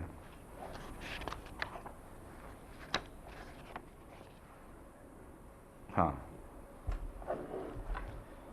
حضرت عائشہ سے مرفوع روایت ہے, یعنی حضرت عائشہ سے روایت ہے جو مرفوع ہے, آپ تک پہنچتی ہے اور آگے رسول اللہ صلی اللہ علیہ وسلم تک پہنچاتی ہے. آپ نے فرمایا یعنی اگرچہ یہ نہیں فرمایا کہ قالا, لیکن مرفوع ہے کیونکہ مضمون لازماً رسول اللہ صلی اللہ علیہ وسلم کا ارشاد کردہ بیان فرما رہی ہیں.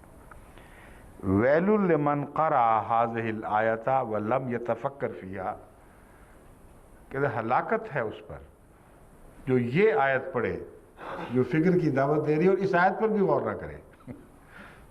بہت ہی پیارا کلام ہے.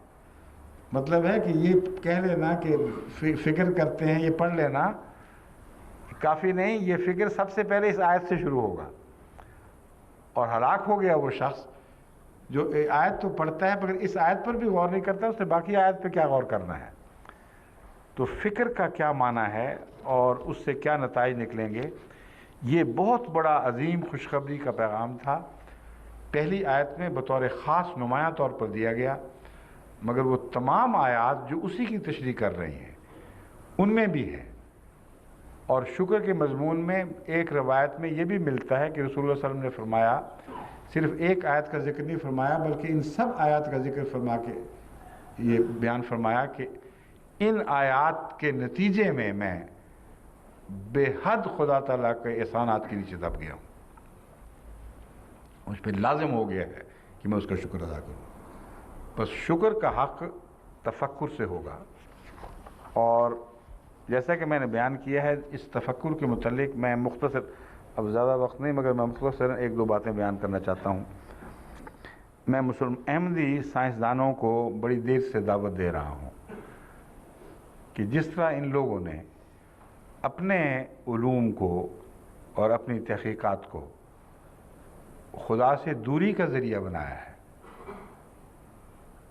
اس کے برعکس اللہ اپنے مومن بندوں سے, غور و فکر کرنے والوں سے, اہل ذکر سے یہ توقع رکھتا ہے کہ وہ قطعیت کے ساتھ اس کا برعکس مضمون ثابت کرے اور ان کی ہر جد و جہد کا ماصل آخر پہ یہ ہو, ربنا ما خلقت ھذا باطلا, اے ہمارے رب تو نے اس کائنات کو باطل نہیں فرمایا, پیدا فرمایا. غور اور تفکر اور تدبر کے بعد یہ اعلان جو ہے ایک مسلسل جاری اعلان ہے. اس لیے بعض مفسرین نے جب یہ مشکل دیکھی تو وہ یہ کہتے ہیں کہ یہاں کہتے ہیں یقولون کا مضمون محذوف ہے, مگر بعض دوسرے مفسرین کہتے ہیں یہ بات نہیں, یہ زبان حال کا مضمون ہے. وہ اس تدبر کے دوران جہاں جہاں بھی فکر کو دوڑائیں گے ہر جگہ ان کو یہی ان کے دل کی آواز یہ ہوگی ربنا ما خلقت ھذا باطلا۔ اب اس بات کو سائنسدان زیادہ یقینی صورت، زیادہ قطعی صورت میں دنیا کے سامنے پیش کر سکتے ہیں اگر وہ اولو الالباب ہوں، اگر وہ اللہ کو یاد کرنے والے ہوں قیاماً وقعودا وعلی جنوبہم۔ تو ان سائنسدانوں میں سے اتفاقاً بعض غیروں میں پیدا ہونے لگ گئے ہیں، اور اس کی وجہ سے مجھے بڑی پینک ہے کہ عجیب ظلم ہے کہ قرآن جس کو سکھائے وہ ان باتوں کو نہ سمجھنے کے نتیجے میں ایک غفلت کی دور میں دنیا کی عظمتیں بھی کھو دے اور دین کی عظمتیں بھی کھو دے۔ اور جب اثر نو دور آئے کہ خدا کے وہ بندے پیدا ہوں جنہوں نے اس سیادت کو ان کے ہاتھوں سے لے کر اسلام کے ہاتھوں میں تھمانا ہے، اس وقت بھی دوسرے پہل کر جائیں۔ بس سائنس کی جو مختلف میں باتیں کرتا ہوں یہ درست ہے کہ چونکہ سائنسدان نہیں ہوں اس لیے اس میں خامیاں بھی ہوتی ہوں گی، مگر میں نمونے دکھانا چاہتا ہوں کہ یہ دور ہے جو قرآن کی خدمت کرنا چاہتا ہے اس کے لیے لازم ہے کہ سائنس کا مطالعہ قرآن کے ساتھ تعلق میں کرے، اور کو ریلیشن شپ کا مضمون ہے جس کی طرف میں بڑی دیر سے متوجہ کر رہا ہوں۔ جب میں حضرت خلیفۃ المسیح ثالث رحمۃ اللہ علیہ نے مجھے لمبے عرصہ تقریباً اپنی تمام زندگی طلباء کے امور کا انچارج بنائے رکھا، حالانکہ میں ناظر تعلیم نہیں تھا مگر ان کی اسٹوڈنٹ کے ایسوسیشن کا پیٹرن بنایا ہوا تھا، اور پہلے دن سے ہی میں اپنے طلباء کو، اپنے ساتھی طلباء کو یہی کہا کرتا تھا کہ خدا کے لیے اس انقلاب پیدا کرو اپنی سوچوں میں، جو مضمون بھی تم پڑھ رہے ہو وہ ہر مضمون خادم ہے۔ اور یہ آیات کے حوالے سے ان کو، ان آیات کے حوالے سے بتاتا رہا ہوں کہ خدا نے یقین دلایا ہے تمہیں، جن کو یقین نہیں تھا کہ یہ باطل ہے کہ نہیں ہے، انہوں نے جب غور کیا تو باطل نہیں دیکھا لیکن مادی حد تک ان کا نتیجہ پہنچا اور ٹھہر گیا۔ قرآن فرما رہا ہے کہ روحانی لحاظ سے بھی یہ نتیجہ زیادہ قوت کے ساتھ ظاہر ہوگا اگر تم جستجو کرو، تو پھر کیوں انٹر ریلیٹ نہیں کرتے؟ بس آج میں پھر اس پیغام کو دہرا رہا ہوں کہ اس آیت پر تفکر اگر آپ نے نہ کیا اور وہ نتیجہ نہ نکالا جو میں کھول کھول کر آپ کے سامنے پیش کر رہا ہوں، تو رسول اللہ صلی اللہ علیہ وسلم کے ارشاد کے مطابق ایسا شخص ہلاک ہو گیا، اس نے فائدہ کچھ نہیں اٹھایا۔ تو ابھی ہم نے دنیا کی تقدیر بدلنی ہے، صرف روحانی دینی پہلو سے نہیں بلکہ مادی پہلو سے بھی تمام سائنس کا رخ خدا کی طرف پھیرنا ہے، اور قطعیت سے ثابت کرنا ہے کہ ہر انگلی خدا کی طرف اشارہ کر رہی ہے۔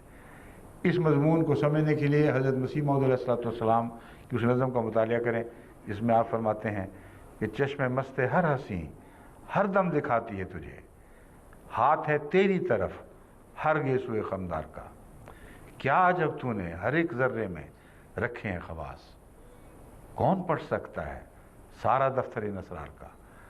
وہ عجیب مضمون ہے، مسلسل یہی انگلی اٹھا رہی ہے، اور اسی آیت کی تفسیر معلوم ہوتا ہے وہ کلام، اور پھر بھی ابھی تک احمدی سائنسدان سوئے پڑے ہیں سوائے چند ایک کے، مگر جب وہ جاگیں گے تو ان کو معلوم ہوگا کہ ان کا ذکر کا پہلو تو خالی پڑا ہے۔ قرآن تو مجسم ذکر ہے، قرآن کے علم کے بغیر وہ کیسے اہل ذکر بنیں گے؟ اور اگر اہل ذکر بنے بغیر غور کریں گے تو غلطیاں کھائیں گے اور ٹھوکر پر ٹھوکر کھائیں گے۔ تو لازم ہے ان کے لیے کہ قرآن کا علم بھی ساتھ ساتھ حاصل کریں اور اللہ کی محبت دل میں پیدا کریں اور اس کی یاد رکھیں، پھر ان کے نتائج درست ہوں گے۔ جو سائنسدان اس کے بغیر کوشش کرتے ہیں، مجھے کئی دفعہ اپنی کوششوں کو ماحصل بھجوایا کرتے ہیں، جو نتیجہ نکالا ہے اس میں مجھے جہاں بھی سکم نظر آیا یہی سکم نظر آیا کہ ان بیچاروں کو قرآن کی تعلیم کا علم نہیں اور خدمت کرنے کی کوشش کر رہے ہیں اور کو ریلیشن شپ میں غلطی کر جاتے ہیں۔ بس لازم ہے احمدی محققین طلباء کے لیے کہ قرآن کا علم بھی ساتھ ساتھ حاصل کریں اور ذاتی گہرے مطالعہ سے ان آیات پر ٹھہر کر غور کیا کریں جو ان کو معلوم ہو کہ قدرت سے تعلق رکھنے والی آیات ہیں. پھر انشاءاللہ اللہ کے فضل کے ساتھ ان کو بہت نعمتیں ملیں گی. جب آغاز جوانی سے میں اپنے قرآن کریم پہ ایسی آیات پر نشان لگایا کرتا تھا اور یا صفحے موڑا کرتا تھا، کیونکہ مطالعہ کے تسلسل میں ٹھہر کر الگ نوٹ لکھنا میرے ذاتی مزاج کے خلاف تھا اور لطف منقطع ہو جاتا تھا. تو جیسے وہ کہتے ہیں نا، بعض لوگ پانی پی ہو، پیاس لگی ہو تو کہتے ہیں ڈیک نہ ٹوٹے. ایک دفعہ ڈیک ٹوٹ گئی تو مزہ نہیں رہتا پانی کا. تو اس لیے میں یہ حرکت کرتا تھا. بعد میں قرآن کریم میں جگہ جگہ نشانات، اور یہ مگر وہ نشانات جو تھے وہ آئندہ میرے لیے نشان منزل بن گئے، کیونکہ پھر میں نے جب بھی مطالعہ کیا آئندہ سائنسی امور کا، تو وہ نشان ہمیشہ صحیح طرف لے جانے والے تھے. ایک دفعہ بھی اس کے برعکس مضمون میں نے نہیں دیکھا. تو قرآن کا مطالعہ کریں اور وہاں سے پہلے رہنمائیاں حاصل کریں، پھر اپنے علوم کے دائرے میں اس تحقیق کو جو دنیا نے کی ہے اور آپ بھی کر رہے ہیں ان مضامین کا تعلق باندھیں اور بتائیں کہ یہ روشنی پڑتی ہے. اس ضمن میں وقف کے پیغام مجھے آنے شروع ہو گئے ہیں. جب میں نے فرعین مصر کے تعلق میں یہ کہا تھا کہ میری خواہش ہے کہ ایک نئی واقفین نو کی کھیپ تیار ہو جن کو مختلف مضامین کے لیے اسپیشلسٹ بنایا جائے، تاکہ اس صدی کے نصف تک پہنچنے سے پہلے ہم ان تمام علوم پر قبضہ کر لیں. یہ ایک ایسا قبضہ ہے جو ہماری دسترس میں موجود ہے. پہلے مسلمانوں میں سے کسی نے یہ کوشش ہی نہیں کی، جدوجہد نہیں کی. نہ ان میں یہ اتنے قربانی کرنے والے موجود ہیں جو اپنی ساری زندگیاں دین کی خاطر وقف کریں اور دنیاوی فوائد سے آنکھیں پھیر لیں یا منہ پھیر لیں. بس میں اس کو پھر تکرار سے کہتا ہوں، جن لوگوں کو آپ نے یہ علوم سکھانے ہیں، آفتاب خان صاحب آپ کو چھپ گئے اس موقع پر، سامنے آ جائیں. ان کے لیے قرآنی تعلیم کا انتظام لازم ہوگا. میں کہتا ایک طرف تمام ایسے محققین کو جن کو آپ زبانیں سکھائیں گے، پرانی تہذیبوں کے علوم سکھائیں گے اور ماہرین کے ساتھ ان کو معلق کریں گے، ان کا ساتھ ساتھ نظام جماعت کی طرف سے تعلیم قرآن کا انتظام ضروری ہے. ٹھوس طریق پر وہ تعلیم ہو، محض سرسری ترجمے پر نہ ہو. ان کو لازماً آپ کو عربی گرامر بھی سکھانی پڑے گی، ورنہ دیکھیں گرامر کی بہت باریک نکات ذرا سے نظر انداز ہو جائیں تو ترجمے پر اثر پڑ جاتا ہے. تو گرامر بھی سکھائیں اور تفاسیر جو جماعت احمدیہ کی ہیں وہ بھی ان کو سکھائیں. لیکن یہ دکھانا ضروری ہے کہ قرآن کی پیروی قطعیت کے ساتھ کریں، تفاسیر کی پیروی لازم نہیں ہے. بڑے سے بڑا مفسر بھی غلطیاں کھا جاتا ہے، اس لیے یہ حوالہ کہ میں نے کیا کہا ہے یا حضرت مسلم موعود نے کیا فرمایا، خلیفۃ مسیح اول نے کیا کہا، یہ حوالے تقلید پیدا کرتے ہیں. اچھی چیز ہے نیکوں کی تقلید، لیکن تحقیق میں تقلید ہر دفعہ ممکن نہیں رہتی. بعض جگہ ضرور بعض قدم دوسری رستوں کو اٹھتے ہیں، اور تقویٰ کا تقاضا یہ ہے کہ اگر آپ نے ہدایت حاصل کرنی ہے تو جدھر آپ کو سچ کی انگلی اشارہ کرتی دکھائی دے اسی طرف جائیں، اور باقیوں کے کہے کا معاملہ خدا پر چھوڑیں. وہ بھی متقی لوگ ہیں، اور اگر ان سے کوئی تقویٰ کی حالت میں کوئی بشری غلطی ہوئی ہے تو آپ اس کے دیندار ہی نہیں ہیں. آپ نے تقویٰ سے وفا نہیں چھوڑنی، سچ جہاں کہے گا وہاں جائیں. تو پھر قرآن کا آپ سے وعدہ ہے کہ ذالک الکتاب لا ریب فیہ ھدی للمتقین. اس کتاب کے مطالعہ اگر تقویٰ سے کریں گے تو ہم اعلان کرتے ہیں کہ یہ کتاب لازماً ہدایت کی طرف لے کے جائے گی. لیکن تقویٰ کے ساتھ اس مضمون کو سمجھنا یہ سب مفسرین پر برابر چسپاں ہو رہا ہے، مگر دوسرا مضمون اگر پوری طرح روشن نہ ہو تو پھر غلطیوں کے امکان ہو جاتے ہیں. تو وہ مضمون ان کی تقویٰ کے ابہام کی طرف اشارہ نہیں کرتا. وہ مضمون اس طرف اشارہ کرتا ہے کہ تقویٰ نے قرآن سے تو ہدایت پانے کی توفیق بخشی، مگر وہ دوسرے مضمون جو دنیا کے تھے ان پر ان سے لا علمی کے نتیجے میں یا نسبتاً کم علم کے نتیجے میں جب کو ریلیشن شپ کیا تو نتیجہ درست نہیں نکلا، یہ ممکن ہے، اور تقویٰ کے ہوتے ہوئے بھی یہ ممکن ہے، کیونکہ تقویٰ کا تقاضا یہ ہے کہ اویلیبل فیکٹ سے جو نتیجہ نکل سکتا ہے وہی نکالو۔ اگر فیکٹس بدلیں گے تو وہی تقویٰ اور رستوں کی طرف رہنمائی کر جائے گا۔ تو تقویٰ ہے جو اصل ہے، جس کو پکڑے رہنا لازم ہے۔ اس لیے وقتی اختلاف آپ کا اور سچائی کا اگر ہو جاتا ہے اتفاق سے تو وہ بھی قابل معافی ہے، کیونکہ آپ نے نتیجے بہرحال تقویٰ کے ساتھ نکالے ہیں، ان واقعات پر نکالے ہیں جو آپ کے سامنے ہیں۔ وقت بدلیں گے تو اللہ تعالیٰ دوسروں کو توفیق دے دے گا جو آپ کی غلطیوں کو ٹھیک کر دیں گے، لیکن ہدایت کا اعوذ باللہ من الشیطان